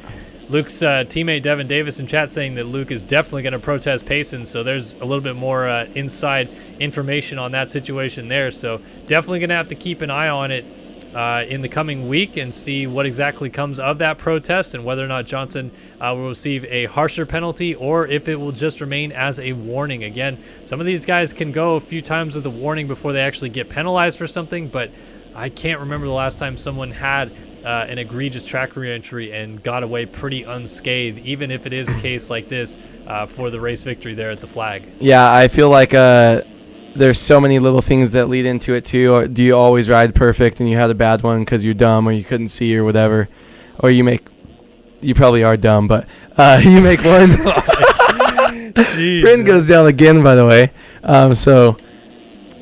Wilcox going to close up a little bit, but still not fast into the lead. When you were talking, what happened? I clearly wasn't focused or paying attention because that gap was way bigger than I thought it was. But there's so many things where it's one thing, but if you go and look at Payson's whole race, there's evidence of him, taking a little bit of creative lines around some stakes and doing certain stuff like that, jumping across corners, and then, kind of there was the initial bump, so that last one, that initial bump doesn't really matter. It's just a little racing incident because you tried to make the guy back off, but it does when 2 turns later you go and you punt someone off the track, and then you get in a track go off crash. I can't words right now. I can't words right now. But all that little stuff doesn't matter until you have that one big one. Then that's what I feel like could get him get a suspension right away with no warning. Well, Johnson is up to third, at least for the time being, and doesn't have pressure from behind. It seems very unlikely he'll get up any higher, so looking at 3-3 on the day, while Prin goes 1-1. So just on a base look at it there, that is a 10-point swing in the championship in favor of Prin, who entered tonight 26 points down the championship. Will move up to just 16 points down, and definitely very kind of up and down day there for Johnson, who qualified fastest by 2 seconds and then has not converted it into a race win in either moto so far. So very strange day for him. Going back to Luke Sullivan, though, and some talking about him going on in the chat, people saying he is really struggling to get around lap traffic right now, and going to be a day of what ifs for Sullivan. What if he had won that first moto, and what if he didn't go down off the start in the second one, because he certainly has had the speed all day long, but it just has not gone his way in either moto. No what if if he's hauling ass, though, because right now he is battling Cochran. Yeah, right? that's Cochran. Battling with Cochran, but he had made some moves, because I'm pretty sure. Does that put him up to 6th? Or I think he's, now, well, he's up 8th? to 8th. Oh, yeah. Man. So I thought he was 9th at the back of a battle, and that looks scary. He's good. Oh, my God. Cochran looks scary. But I thought he was at the back of the pack, and that was him making moves. So these guys have just been in a fight to the death back here, and he's had no room to breathe to even catch up, because I thought he was making his way up some way better. But this is going to be a crazy day for overalls in the 250 class. Never mind pacing. When you got guys that go 2.9 and 9.2, and then you got those random guys that are like 4.4, 4.5, kind of not switching around, you're going to have some of these guys ending up 10th overall. Like, what? Like, what happened? Or you go 4.4 and you're like 8th because some guy got 1st and 9th. Like, it's mixing up so much. So it's definitely going to be a weird overall, but not for Prin, as if Prin goes 1-1, he's doing pretty easy math here. But making the math easy, no question about looks like we've got about 12, 11, 10, 9, 8 seconds left, and they're nowhere near. Here at RedBud, and we are looking at the leader is Wilcox again. What is happening with Nathan Prin? Every time we switch back to him, he's lost 20 seconds at a time. I'm not sure what is going on, but now Wilcox is back to the front, and his time has expired. He is going to come down and get the 2-lap board this time. Wow. Also, I don't know. That's a big change. That's multiple crashes right there. That's not, you get into a lap or you get frustrated. Curious of the lap time here for Prin. This is going to be. Well, we had that crash last lap when we were talking about in 10 seconds, 2:26. Wow. So you lost 30 seconds to your competitor in the space of 2 laps. In 2 laps, that's so crazy. And now if you're Johnson in this situation, I mean, you're third. Suddenly you're only 20 seconds behind Prin. And if more stuff happens with Prin, like he has another crash or something along those lines, Johnson could sneak up into the picture and actually steal some points back in his favor against Prin in this moto. Yeah, so after that first lap crash, making it all the way up to third, which I felt like that's where he was going to be. Not as much with his slow start, but he started hitting away, and when all those riders were going down, he was just tacking on or running fast lap times and taking people's positions. But Prin right here trying to get around this lapper and trying to just put in some clean laps. But Prin might be unraveling here and letting if he has one more crash here and Payson sees that go down to 10 seconds, I think he turns the fire on, and I think Prin unravels even more. So I think this lap is very important, and him catching his legs there, going a little wide there. These are some big half a lap right here for Prin. Yeah, and also I'm looking ahead and seeing that Wilcox doesn't really have any lap traffic to deal with. He's got maybe a guy to get through before the flag, and he's going to get the white flag this next time by, as he's about halfway till the flag here. Got maybe 4 or 5 more corners, and on the way to potentially yet another race victory. He has not won a moto since 2017, we believe, and might be winning the second moto here at RedBud. We'll have to see where that puts him overall. I think the first moto he was somewhere inside of the top 10, but right now 7.5 seconds out front with the white flag about to come out. Yeah, 7.3 seconds, though. It's definitely not something where he's going to be super comfortable coming into the last lap. I've always said if you don't have more than a 10-second lead, you are definitely kind of shaking in your boots, because you know that one little mistake, especially with the pace these guys are pushing, 2:07.7s right now there for him, and you've got 2 really, really fast guys right behind you. So definitely going to be watching out there. So Wilcox starts the final lap of the race, and he has now got 1 lap left to go. You got Nathan Prince second, 22 seconds back is Payson Johnson, and then Seth Carr in 4th, Lane Wofford in 5th. Oh, he's in a battle though. Fitzpatrick, Sullivan, they got 3 riders together coming down the hill. Sullivan is trying to sneak his way back into the top 5. He's got to get around Fitzpatrick and then Wofford to do so. Otherwise, he is going to be outside of this top 5 and might end up off the podium because of it. It's weird. Wofford was so, it seemed like he kind of just wasn't there, and then he kind of came back, or unless he's just been overlooked this whole time by me. I feel like Fitzpatrick and Jackson have been so close, but Sullivan's going to make that pass there, and he's going to go searching to try to get past Wofford. Wofford, it's at 4. I'm trying to find out what place these guys are in because they keep switching up so much. 6, so Sullivan up to 6. He was 9th just 2 laps ago, so this is a big move for him, especially for his points. He needs to get Wofford right now and just keep pushing forward. You got the last lap. Battle for the lead is switching up a little bit, but these guys are still focused on a lot of points, and Sullivan especially, someone who, he should have been going 1-6 right now. Now he's losing a couple points, and it's kind of just a bummer for him, so he's trying to maximize as best he can right now. Yeah, going to try to get Wofford. We still got Seth Carr up ahead. Here's Johnson in 3rd.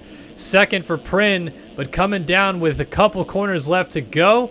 Thomas Wilcox is trying to win the second moto here at RedBud in the 250 class. His first win in 4 years, and it's going to come down to these last 2 turns. He's going to go for LaRocco's leap, or will he back out of the challenge? Oh, he's got to do it. Oh, he backs out of it. He is playing it safe. So Wilcox comes down, 2 corners to go, and how about this for a spoiler in the second moto? Thomas Wilcox takes the win in 250 Moto 2 at RedBud.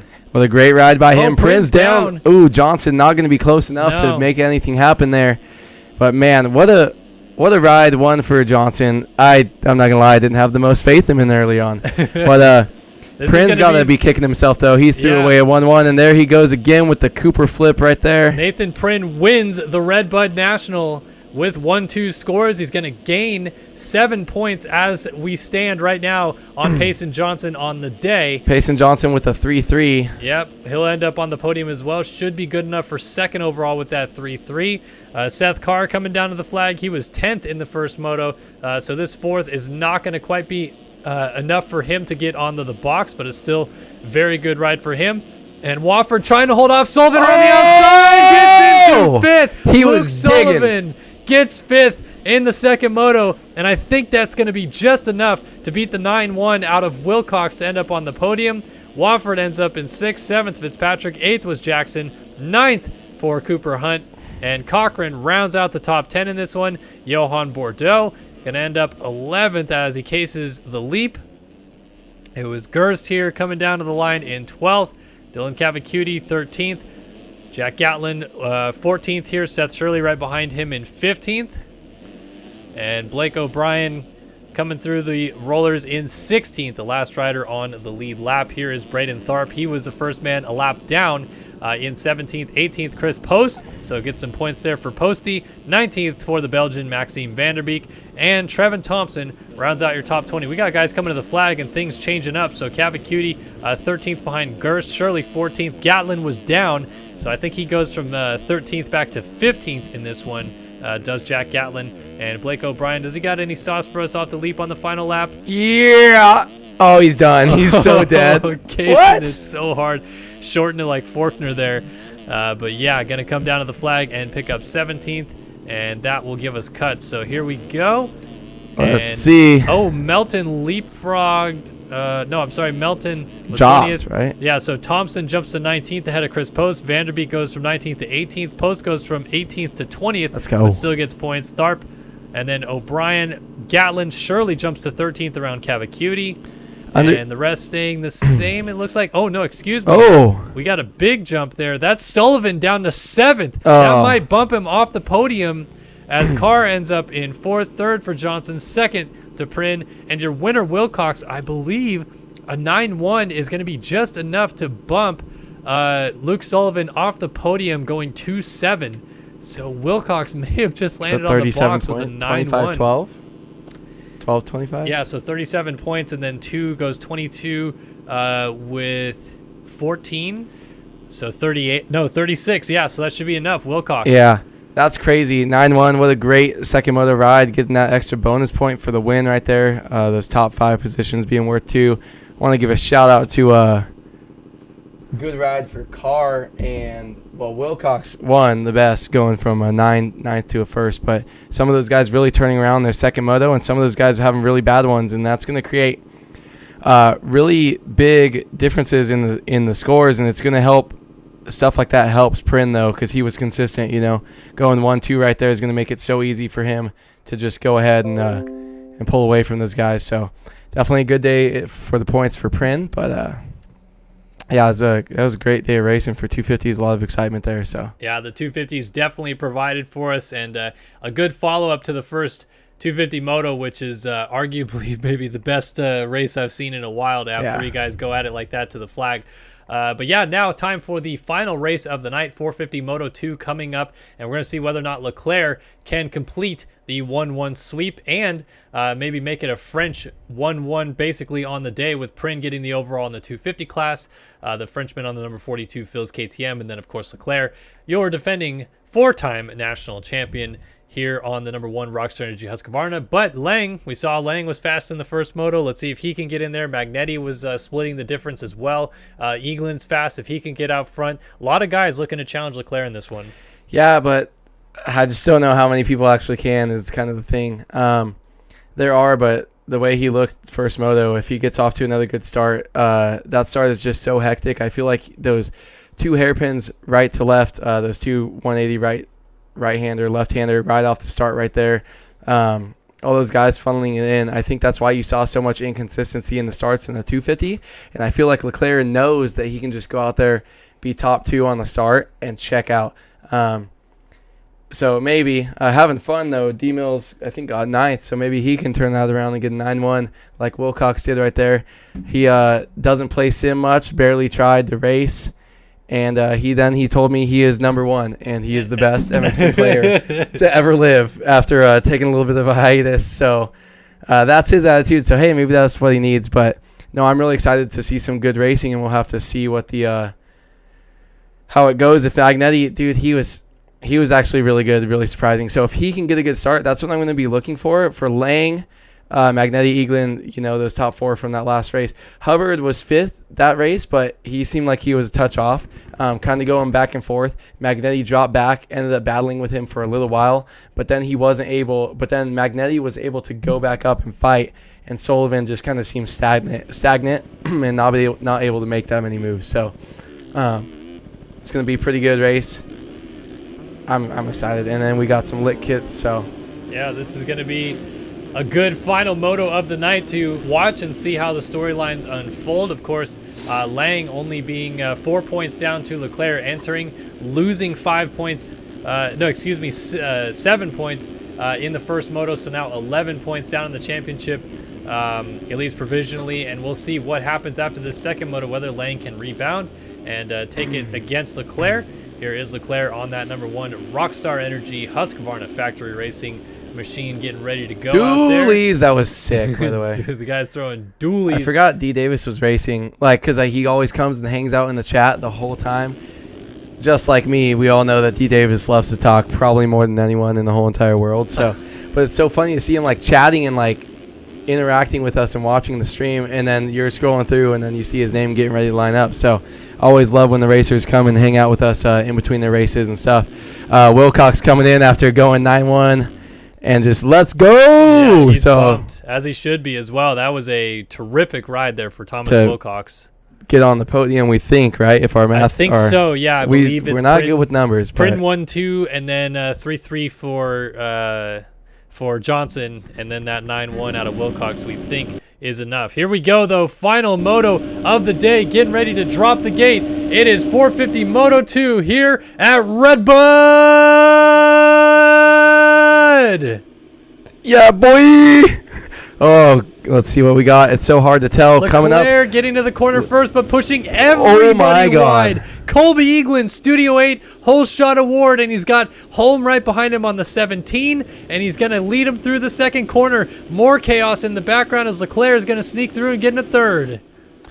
Yeah, that was a crazy start right there. I'm not sure who kind of went over the berm right there, but as we got Eaglin off to a good start. And that's going to put Holm into the front. You got Leclerc up to second, Rockefeller on the 800, and Lang, crucially, great start as well. Yes. He's going to go to third. So bummer news for Eaglin to have that great start and then kind of go ahead and wash his rear end right there. But Leclerc and Lang, that's exactly what he wants to see. Not going to get him away and give him a battle for the lead. Atom's also out there as a spoiler. So you're going to have some of these guys where when you got a good race and a bad race, you got some spoilers in there that are just stealing points away from you. So it can either really hurt you or really help you. And T. Lang did the most of it to help himself out, and he did the most he could do with this start right here as well. Holm out front is going to be the one to watch right now, though, because he was fast in the first moto, went down with Lang, and Lang and Holm, both guys that had rough first motos, had a long road to get back to the front, now are right at the front and get to do battle with Leclerc. This is arguably what we really wanted to see, is how these guys fared once they got a good start. Dualies on the first lap of the race as Leclerc looks to go to the lead on Holm. Going to try to shut the door. Holm going to try to square back off, but Leclerc to the front, and how quickly can Lang try to respond to Leclerc going away? The thing I see for Adam right there, not even just that one corner because he didn't want to get punted off the side, but I think he has a lot of respect for these guys right now because I feel like he knows at this track he doesn't have the pace. He just got a great start. So I don't know how hard it's gonna Adam's going to make it for these boys to get past him right now. If T. Lang starts pressuring him, he might just let him go after him and say, hey, go get Leclerc right there. They're not teammates, but you still have respect for everyone on the track as a racer. So if he's getting really, really close, I could see Adam kind of just giving it up how he did with Leclerc, rolling over a little bit easier. We'll see how it boils down. Lang trying to go to work on the 17, atom.com Kawasaki of Adam Holm, almost coming together in the first corner with Holm making a slight mistake. You got Dennis Fjellberg there in the background on the 3, also trying to get into the picture as Lang tries to get up the inside of Holm in the second corner. They are not wanting to let Leclerc get away. Lang, crucially, needs to win this moto to try to claw some points back, so he is trying to get around Holm in a hurry to the outside. Holm holds steady on the inside. Now Lang going to try to get hard on the brakes to this far inside rut and just can't quite get the traction down. Yeah, I almost couldn't even get that double there coming out of that inside rut. It's super big for Lang, I feel like, right now, because the beginning of the season, I feel like, is where everyone's not settled in yet. You're going to make and lose the most points. Sorry, peeking at that too. Make and lose the most points. So he's got to get this. If he's just going 1-2 over Leclerc, but he's already at a points deficit, he can't gain that much. So right now, when you still got people being spoilers, and you know Adam's probably going to finish somewhere up there, I mean, and just having those bad races, he's got to get out and he's got to get this win to get some points back, or else you can't let Leclerc just keep putting 3 to 5 points on you every single moto. So. Yeah, and you can see Leclerc already starting to stretch it out just a little bit on Adam Holm, as Lang still trying to work on the 17 right there, and not too far behind them. Fjellberg trying to sneak back into the picture as well on the 3. Actually, looks like we might be losing touch of them a little bit, as now Lang tries to get to the outside again and makes that pass work around the outside. Scrub dualies on the table, but this is now Lang's opportunity to show what he's made of. Fastest qualifier here at RedBud. Did not have a good start in the first moto. He and Holm, who are currently battling for second, actually went down in the first corner. So now Lang has to try to reel in Leclerc on merit alone, and that is not an easy task. I think what we saw, though, it would be, we didn't get enough time, to check out the lap time chart, but to see that Lang could come back from 40th to second have that type of speed is just something ridiculous. Or he was up there at one point, drop back. But he's got that speed that's so good. So if he can just start clicking off laps and that consistency too to come through the pack. Meanwhile, Leclerc was able to have his kind of mistakes because he was only really worried about Magnetti the whole race. So I think Lang's just going to get settled in. It's still early. The track's not broken in. I think these guys do a lot better where that one rut. Oh, Lang down. And almost kind of what I was going to say is those ruts start to form. The last time these guys saw this track, he was still dropping heater lap times, but there were all these big ruts in every corner. So he's barely going to hold on to that position right there as well. Yeah, gets up still in third, amazingly, as Holm was the only rider to go through. And now Lang settles in right ahead of Seberg and Matthias Janis as they come up the hill behind. But yeah, that is going to move Holm back into second. And just when we thought we were going to have the opportunity to see how Lang fared on a straight-up lap time war, really, with Leclerc, falls back to third again and has to do it all over again. Here is Seberg, Janis, Jeremy Smith up in sixth early on. Austin Bear right here is in seventh. Dennis Fjellberg slips back to eighth. Aaron Rockefeller is ninth. Jack Haley on the two-stroke runs 10th, and he's got Kyle Carpenter right behind him as there is a good freight train building right now. Yeah, it's crazy to say, oh man, like that one mistake that you just made right there, Tyler Lang, that's going to determine your whole race. But you really can't make it at the level that these guys are at these days. Back in my day was if you go and you can ride anywhere within 5 seconds. Yeah, big little thing in the Monza corner. It's like if you were racing at our time, if you ran within 5 seconds a lap of something and you didn't fall, you were going to be top 5.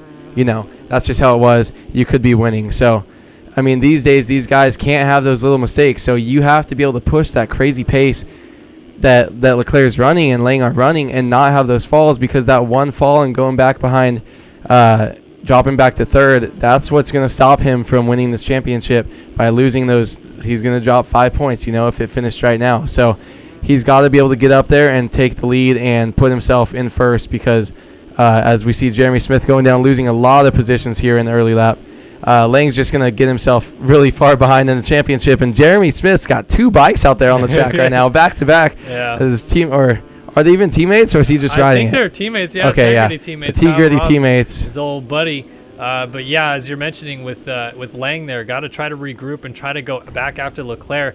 Leclerc has been almost mistake-free tonight as Haley, on the two-stroke lays it down into the second turn. So Haley going to have to try to pick it back up, and he lost a lot of positions. Everybody's still really tight-knit here. This is crazy. Midfield. Yeah, look at that. What? There's like 10 dudes in that one corner. That's Blakely trying to make a pass on that's Jordan Foster. You got Luke Magnetti, the guy who finished second in the first moto. He is down in the mix here as well. And this is for that's Ash Deering.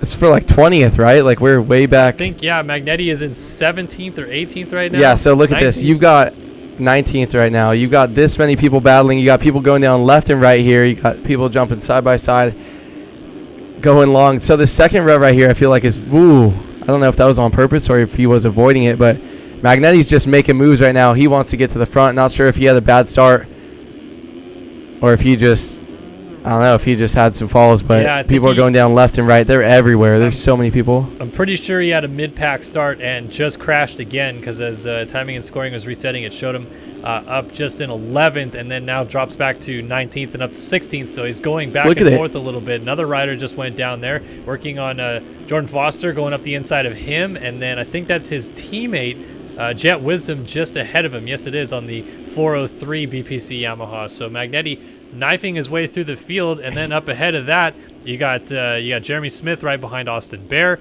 Kyle Robb and Jacob Hubbard are linked together. Kyle Carpenter's right behind Dennis Fjellberg. Matthias Jan is kind of by himself, but then you got Seberg, Lang, Holm, and out all the way to Leclerc. Leclerc definitely working on a runaway victory if he continues this pace right now. Yeah, he looks like he's not even trying. Adam Holm as well just looks so comfortable compared to that last moto. That's what a start can do for you.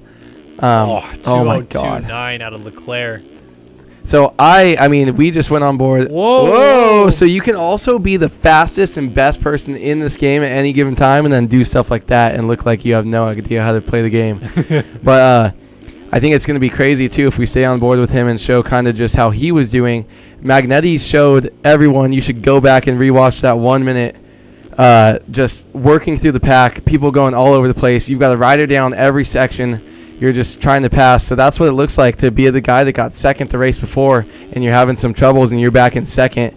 And that's how it's so easy to get in the crashes. You end up not being able to miss someone, or trying to push too hard to make a pass. So that was just a great display of riding by Magnetti there. I really like that, showing him slip inside, slipping like up the inside and make some passes here in that corner last time around. And now Leclerc just looks like he's going so slow. It's always really weird to watch Leclerc because he's is the lugging worst. the bike everywhere. Always seems to be in fifth gear. fifth gear, and just literally using every corner to just lug it through. But then I don't understand how he carries so much speed through the rollers right there.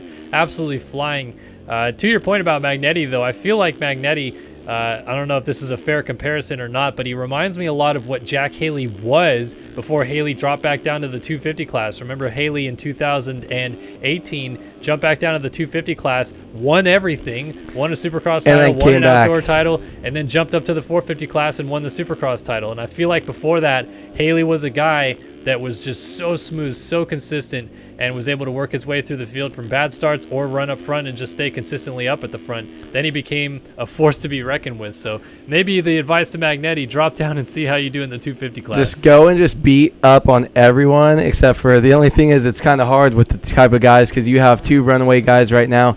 It always kind of separates like that, but there's a couple guys in 250 class that are just a class above the rest, and you're seeing it. Everyone else will kind of appear in a moto or two, but it's crazy to me that one, Haley can just still rip and just mess around even though they barely play this game anymore. They will show up race qualifying, do the races, and not touch the game. Oh, that was a rider down. That was Austin Bear. So Haley goes down. Oh, we got Kyle Robb coming into the fray. Pile up. Another Phil's KTM. Is that Devin Davis? No, it's Caden Speck, excuse me. And now we got 6 riders nose to tail through the first corner. You got Blakely, Haley, Wisdom, Speck. To the outside, that's Kyle Robb on Jeremy Smith's bike. And then right behind them as well is Jonathan Alexander on the 31. And a little bit of jockeying for position. Inside rut, side by side, almost 4 wide coming down the NASCAR. So hectic that Alexander, or Speck, I should say, off the back just completely jumped off the track not to get involved. Here comes Eaglin. He's trying to slice through the middle of the field as well. That is Blakely down, so he's going to lose some positions. Oh, be careful with that. Getting up there in front of Cade Matherly as everybody coming through. Man, it's just crazy that you're seeing people like this so close, just a battle of like 6-7 people just shuffling positions. This is what it normally looks like on the second lap. We're 12 minutes into this race, and these guys are still just jockeying around for position, battling, pushing each other out of ruts like that.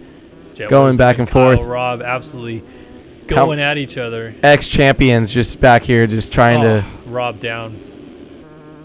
And then, Wisdom and Speck almost coming to blows there. And then Eaglin around the outside of Wisdom, able to get around him. Now he's going to try to go after Speck, and the battling still continues.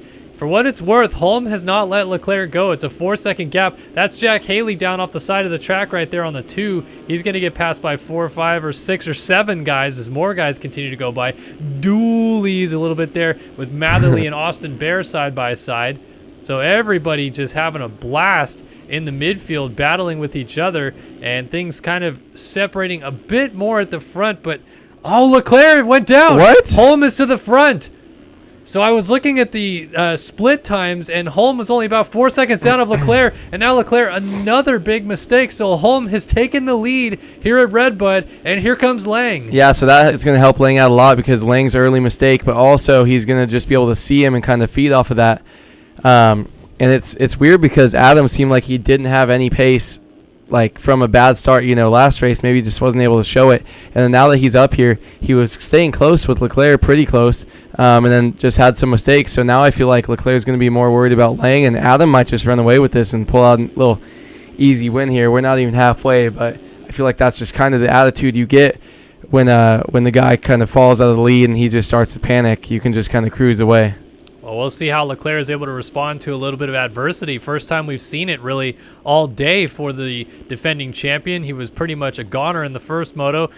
Took off with a pretty easy win when all was said and done. Now he's got to try to run down Holm again. This is the second time he's had to try to catch and pass Holm, and he's doing so with his championship rival breathing down his neck. So this is going to materialize into a great fight as we get into the halfway point of this moto. Lang trying to steal some points back on the championship leader. Yeah, one thing about Leclerc too, who's going to try to be pushing up, he can get really, really frustrated. Definitely, we've seen him do that before. Depending on how his mood is, that day, and how he was feeling, and how comfortable he is with just going 1-2 and taking the overall. He might not try to push it, or he might just keep trying to push it, keep crashing, getting frustrated, and he could implode himself. So T Lang is hoping that 1, he can get up to Leclerc, and 2, that Leclerc can make some mistakes and try to lose more spots and get some people between him, and maybe even T Lang go up after the lead and get just all the points he needs for this championship fight. But as you see behind Lang, there's no one in sight. It's all these 3 guys, and what happens with lappers, they're kind of going to decide on themselves. Less than 5 seconds between the top 3, and we were 15 minutes into this moto. That's just ridiculous. Yeah, Lang's best friend at the moment right now is Adam Holm, the race leader. If he can get around Leclerc and Holm stays ahead of Leclerc, obviously that's the biggest championship point swing that he can pretty much hope for at this stage, with the top 3 so far gone, as you mentioned. So if Leclerc can get around Holm and sneak away from Lang before Lang gets there, that would also be huge. But Holm is starting to sneak away at the front a little bit here. I thought that this would be Leclerc's opportunity to kind of show what his race pace is at here, but Holm is stretching it out, and I feel like Lang is starting to reel in Leclerc ever so slightly this time through. Yeah, just about a 2-second gap. It's hard when you're not watching the onboard the whole time, but I'd rather look at this view. You can kind of see the line selection. That second rut right there, second or third rut, has been better for the 250s and the 450s. Lang is going to come super close up to him. He's going to use the second rut right here. I feel like that's the best as well. These guys are learning, and look at that. They hit the same exact rut, but he just had such a better drive. He's just going to take it over just like that. So Lang now passes Leclerc. That's going to be 2 points back towards the championship for him. Oh, that's a good save. Wow, what a save. He was kicked completely sideways, and kind of fortunate that he kicked it perfectly into the embankment. Do Trileys as they come up to LaRocco's Leap, and now these two are both going to be chasing Adam Holm up ahead and trying to reel him in. But Holm, he is sneaking away out front. This is a little bit unprecedented for these two. Usually the fastest riders on the track are Lang and Leclerc, but Holm is kind of taking him to school a little bit. Well, so I was wondering, we might have to do a lap check after next lap, because now that, so 205, 203, Lang just ripping, and 206. So Lang is way faster than anyone, 2 seconds faster than Adam actually, but we'll have to see when he's in this battle. Can he forget about Leclerc and just focus on going forward, or is he gonna get stuck, worrying about who's behind him and let Adam get away? I feel like this is gonna fire. Oh no! Went down in the third corner. Not sure what happened right there. We just saw his legs flailing, so I'd have to imagine he tucked a front wheel over that rut right there. But again, another unforced error really out of Lang when he's in a good position, and it benefits Leclerc again. Yeah, it's weird because Lang, they're both so fast, but Leclerc seems to they both made mistakes this moto. It's just you made 2, I made 1. They're both pretty much the same speed. Who can push that crazy pace? And that's going to give Adam a little bit more breathing room as well, because Leclerc was behind him and didn't look like he was catching that much. So, Leclerc is fine, I think, right now with a second. I think it was when he got behind Lang that was going to fire him up, and they were going to both go up and catch Adam. But now that Lang's down again, I don't think you're going to see Leclerc trying to push too hard, and that could be wrong. Adam might make some mistakes, but Leclerc does look like he's really comfortable on this track as it gets rough. So maybe he's saying 18 minutes right now, this is my time to shine, the last 12 minutes and 2 laps. Big time with Devin Davis on the D. Davis always tossing. Yes, he absolutely to the does. Ground. All right, let's go ahead and give you guys a top 20 rundown here as we are 18 and a half minutes into 450 Moto 2 at RedBud. This one is brought to you by R Jerky. Head over to eatrjerky.com. That's EATRJERKY.com. And use the code SYS20, SYS20 when you're buying some beef jerky over there. Really delicious selection. I definitely would highly recommend it if you're just trying to look for some snacks to put in the pantry, or maybe you're a gamer like us and have a snack that's always on your desk when you're playing. But head over to eatrjerky.com. RaceFactory.com and use that code for 20% off your order. Adam Holm out front, the atom.com number 17 machine leads at RedBud here in the second moto, doing a good job of recovering from a rough first moto for the former world champion. Alexis Leclerc sits in second on the Rockstar Energy Husqvarna Racing number 1 machine, trying to close up on Holm and go 1-1 here today. Tyler Lang, number 14 on the Underground RC machine, sits third. Then it's Matthias Janis, his teammate on the 130, in fourth. Ben Seberg, Leclerc's teammate on that Rockstar Energy Husqvarna Factory Racing, the number 74, although it looks like he's number 14, runs in fifth right now. Dennis Fjellberg in sixth for the Phil's KTM effort on the number 3. Seventh for Kyle Carpenter, Tiger Designs, number 39. Jacob Hubbard just went down, so Luke Magnetti has now worked his way up into the 8th spot. So Magnetti second in the first moto, 8th right now for the number 30 on that BPC Yamaha. 9th now Colby Eaglin, the 24 on the Covenant Honda. And Jacob Hubbard, the Phil's KTM number 11, rounds out your top 10. Jack Haley on the 2-stroke, the number 2 Jack Daniels Racing effort, runs in 11th. Jonathan Alexander, Phil's KTM, runs in 12th on that number 31. 13th for Jeremy Smith on the number 4 Tegrity Kawasaki. And his look-alike, his teammate on that Tegrity, number 23, though, is Kyle Robb, running in 14th. 15th for Jet Wisdom, the BPC number 403, right in front of his team captain, Chase Blakely, on the number 21 BPC Yamaha, running there in 16th. 17th for Daniel Mills on the Jack Daniels Racing number 15, just ahead of Aaron Rockefeller on the number 800 Underground RC Cowie in 18th. 19th for Austin Bear on the Phil's KTM number 994, and 20th, the final points paying position, belongs to Braden Castellaneta on the Underground RC number 63. That is a top 20 rundown brought to you by R Jerky. Thank you, R Jerky. We love you. The teriyaki is so good. I'm It's so very basic, good. but the teriyaki one is so good. Here we go. Battle for the lead. Coming on to lap number 11. Leclerc has caught up to the rear tire of Adam Holm, and this is only going to benefit Tyler Lang, who has lost a lot of ground to this battle. But if these two come to blows, Lang is going to be in it within a shot to still get into the mix and make things interesting. 18 seconds down, though. Lang must have had another crash.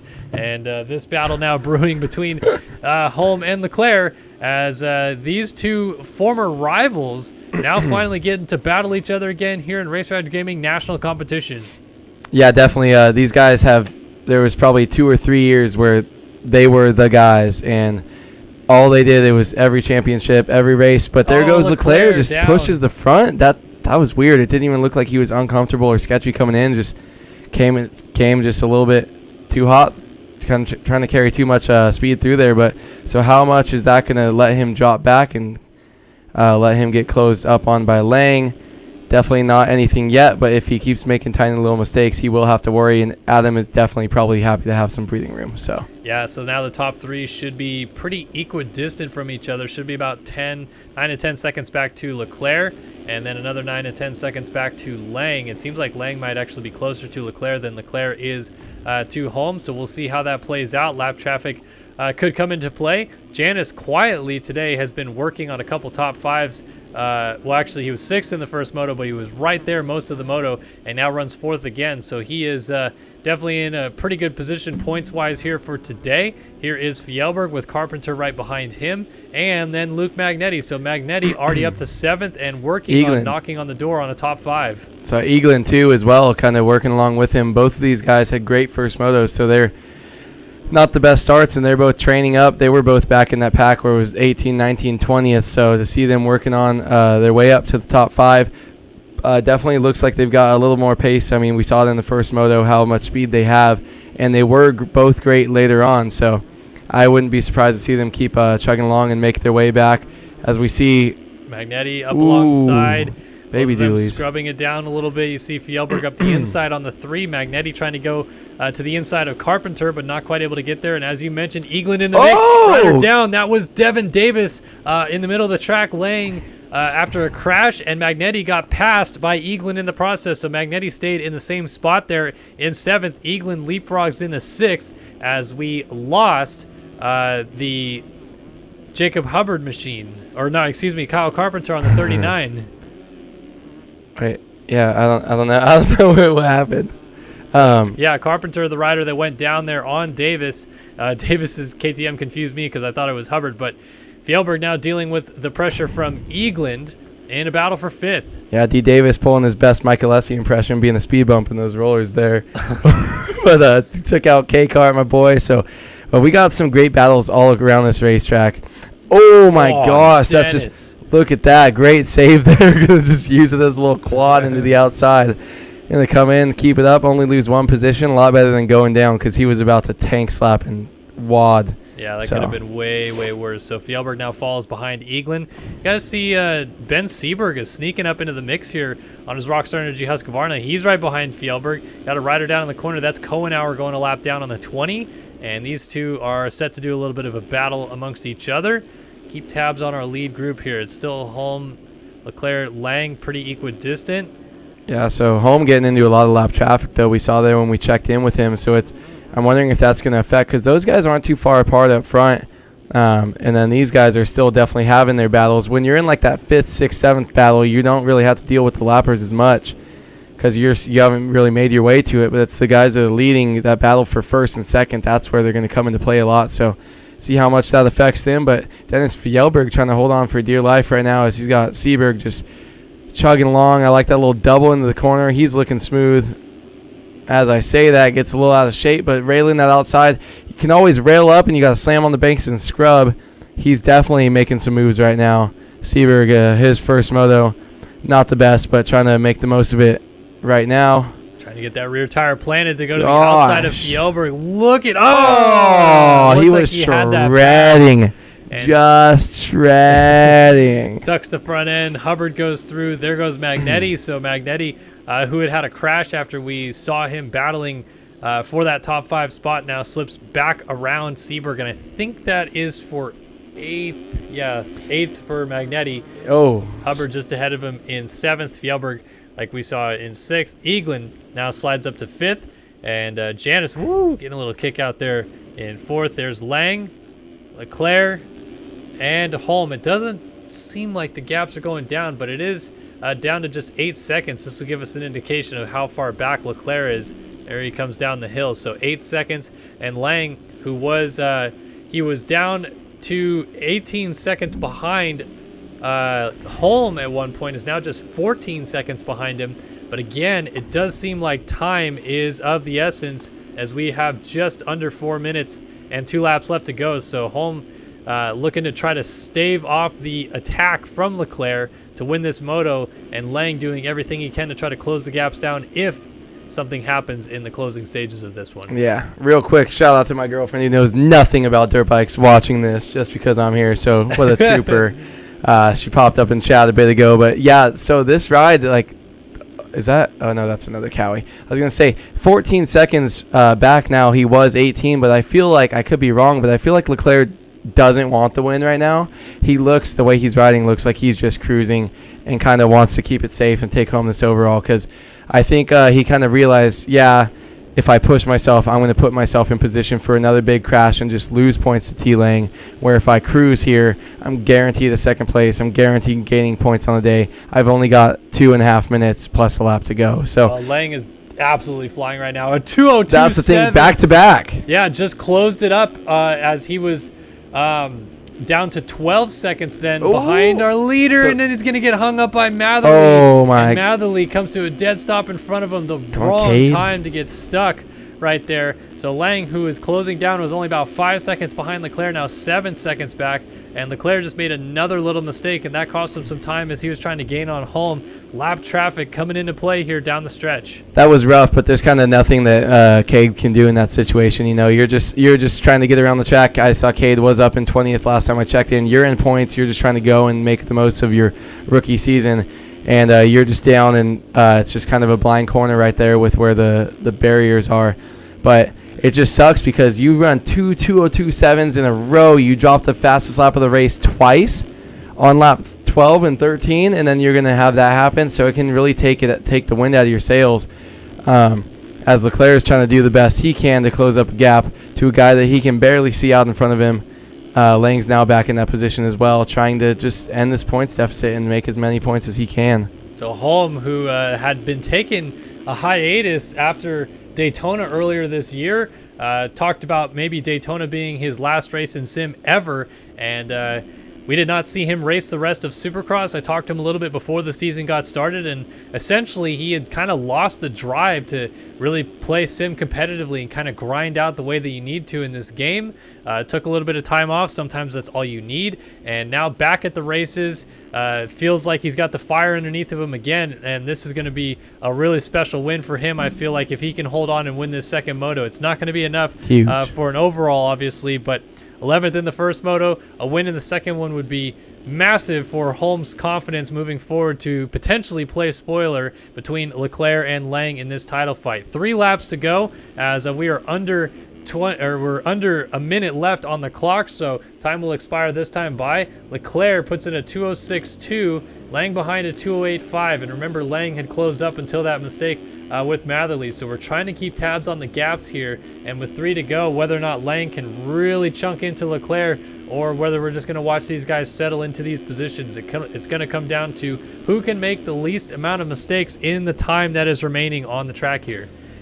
Yeah, and as these guys are on a completely, man, it just sucks when when the 30-minute time expires. I guess that's actually the best for you. So they're gonna. Oh, we got to change for the lead. 2 laps left. I can't even talk. You go. Unbelievable! Leclerc has gone to the front, and he almost has somebody flip back into the opposite direction.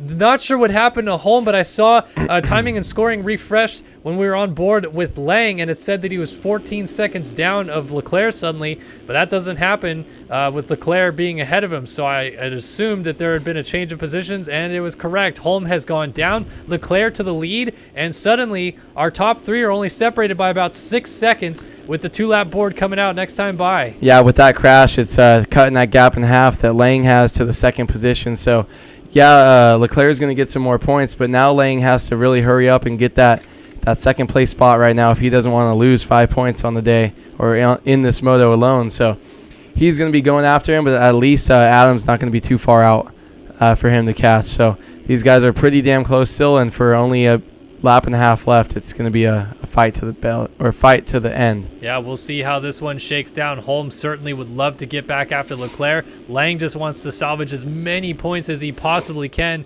and ideally not let Leclerc win this moto. So Holm is going to be pushing up to Leclerc. Lang is going to be pushing Holm up to Leclerc, and this is going to kind of accordioning together here as we get the 2-lap board. Leclerc lands the leap. Here comes Holm. He's landing. And then Lang in third. This is going to tighten up and be an absolute barn burner of a race down to the flag with 2 to go at RedBud in 450 Moto 2. Yeah, they come across right now. It's going to be pretty crazy right here. I feel like Lang's going to push as hard as he can and definitely get Adam.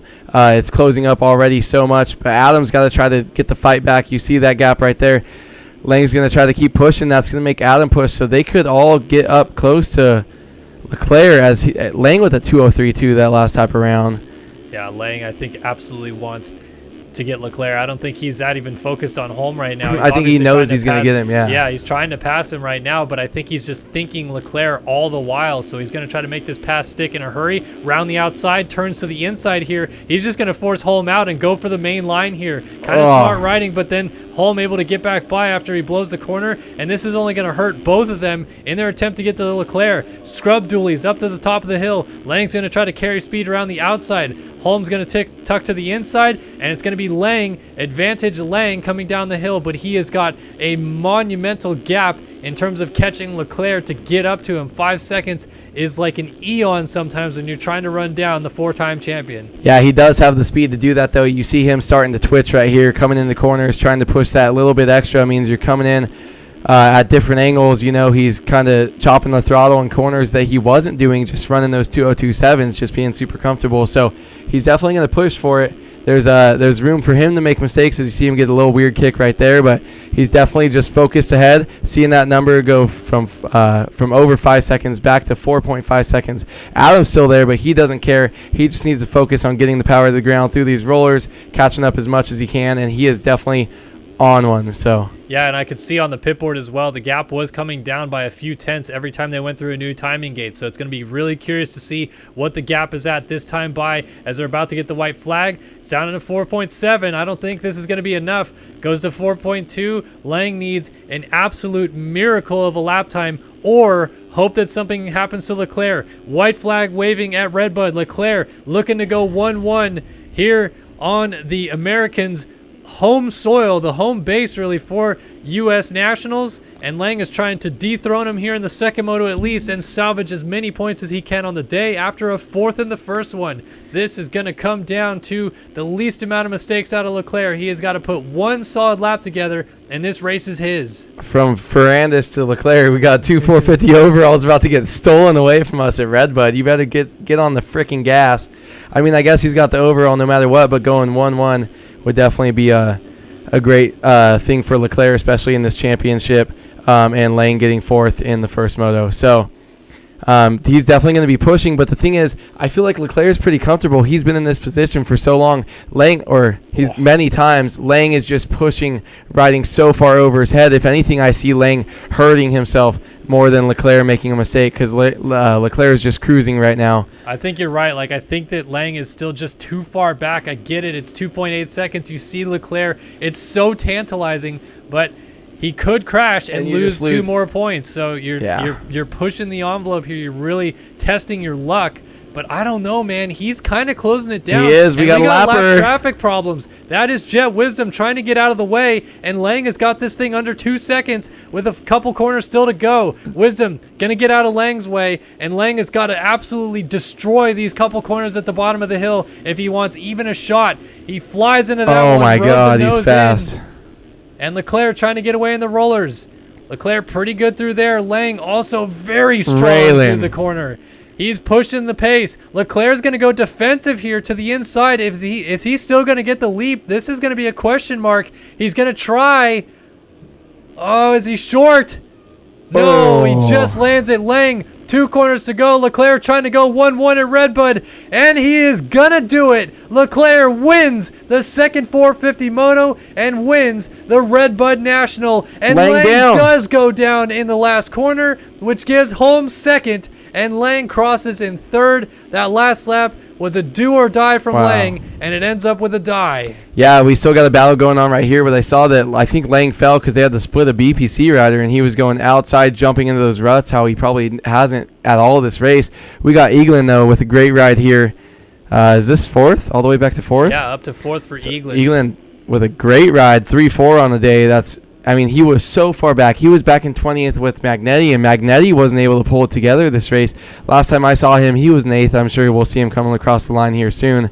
Yep. But Matthias Janis in 5th. Then Magnetti down in 6th. Magnetti now up to 6th. But, man, you're thinking you got second. You're trying to go up. Now you're probably not even going to see the podium. So it's going to be a close points battle, but Magnetti got to be a little bit disappointed. Him and Eaglin were so much the same person in the first moto, and he wasn't able to make it happen. Still a top 10 is beautiful. Dennis Fjellberg is going to come in. Ben Seberg coming in 8th place, looking nice and smooth. I think if I'm not mistaken, that's actually going to tie not only Luke Magnetti, but Tyler Lang and Colby Eaglin will tie on points for the day. But, of course, the better second moto wins. So second overall should go Lang. Third for Eaglin, who got 4th in this moto. And then Luke Magnetti down in P6. Going to tie, but end up 4th overall. So as we see everybody else coming across the line, Carpenter, Mills, Jeremy Smith coming through here in 14th. 15th, Jonathan Alexander down. I think Kyle Robb will just quite not get to Alexander. So Alexander continues on. There in 15th, 16th for Rob. Wisdom, the first man to lap down in 17th. He was the man who we saw mixed into that battle. 18th for Austin Bear. 19th for Rockefeller. And 20th was Reed Young. As we wait for those last 2 riders to finish, to see if they don't pass each other. I think they're going to stay. Yeah, I just note that Chase B, K Carp, D Mills all being within like 5 seconds of each other just outside the top 10 has to be killing you. When you're just on the border with people, you're like, we cannot break through, and they're all friends talking to each other. So that stuff's heartbreaking. We got the finish. Let's see if anything changes. Not really any close. Yeah, it doesn't look like it. So Leclerc, your overall winner here today at RedBud, goes 1-1 to extend his championship lead. Overall on the day is going to open up another 12 points on Lang, who entered just 4 points down. Lang kind of yo-yoing back and forth in this championship. It lost a lot of points pre-Southwick, then won Southwick to close it up again. Now loses more points at RedBud, and going to have to get him back when we head to Millville. next week. And it's just crazy. This 450 class is so much more consistent, bringing it only back to 16 points. You got these guys. That's where I say it's so important for Lang to not go down there. Slow down. You don't have to jump into the ruts. You know Leclerc's or you know Holm is not within a second of you, so you can slow down, roll it, get to the finish line. Now he's just hurt himself. When it's that close, the 250 class, it's like these huge swings of inconsistent guys.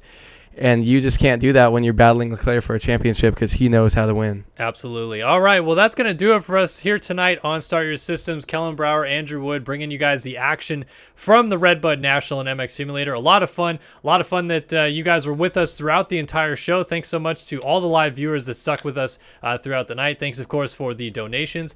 And thanks, of course, to rjerky and atom.com on board with the broadcast this year. Glad to have A Wood back with us. Did you have a good time? Yeah, great time. Missed it a lot. Yeah.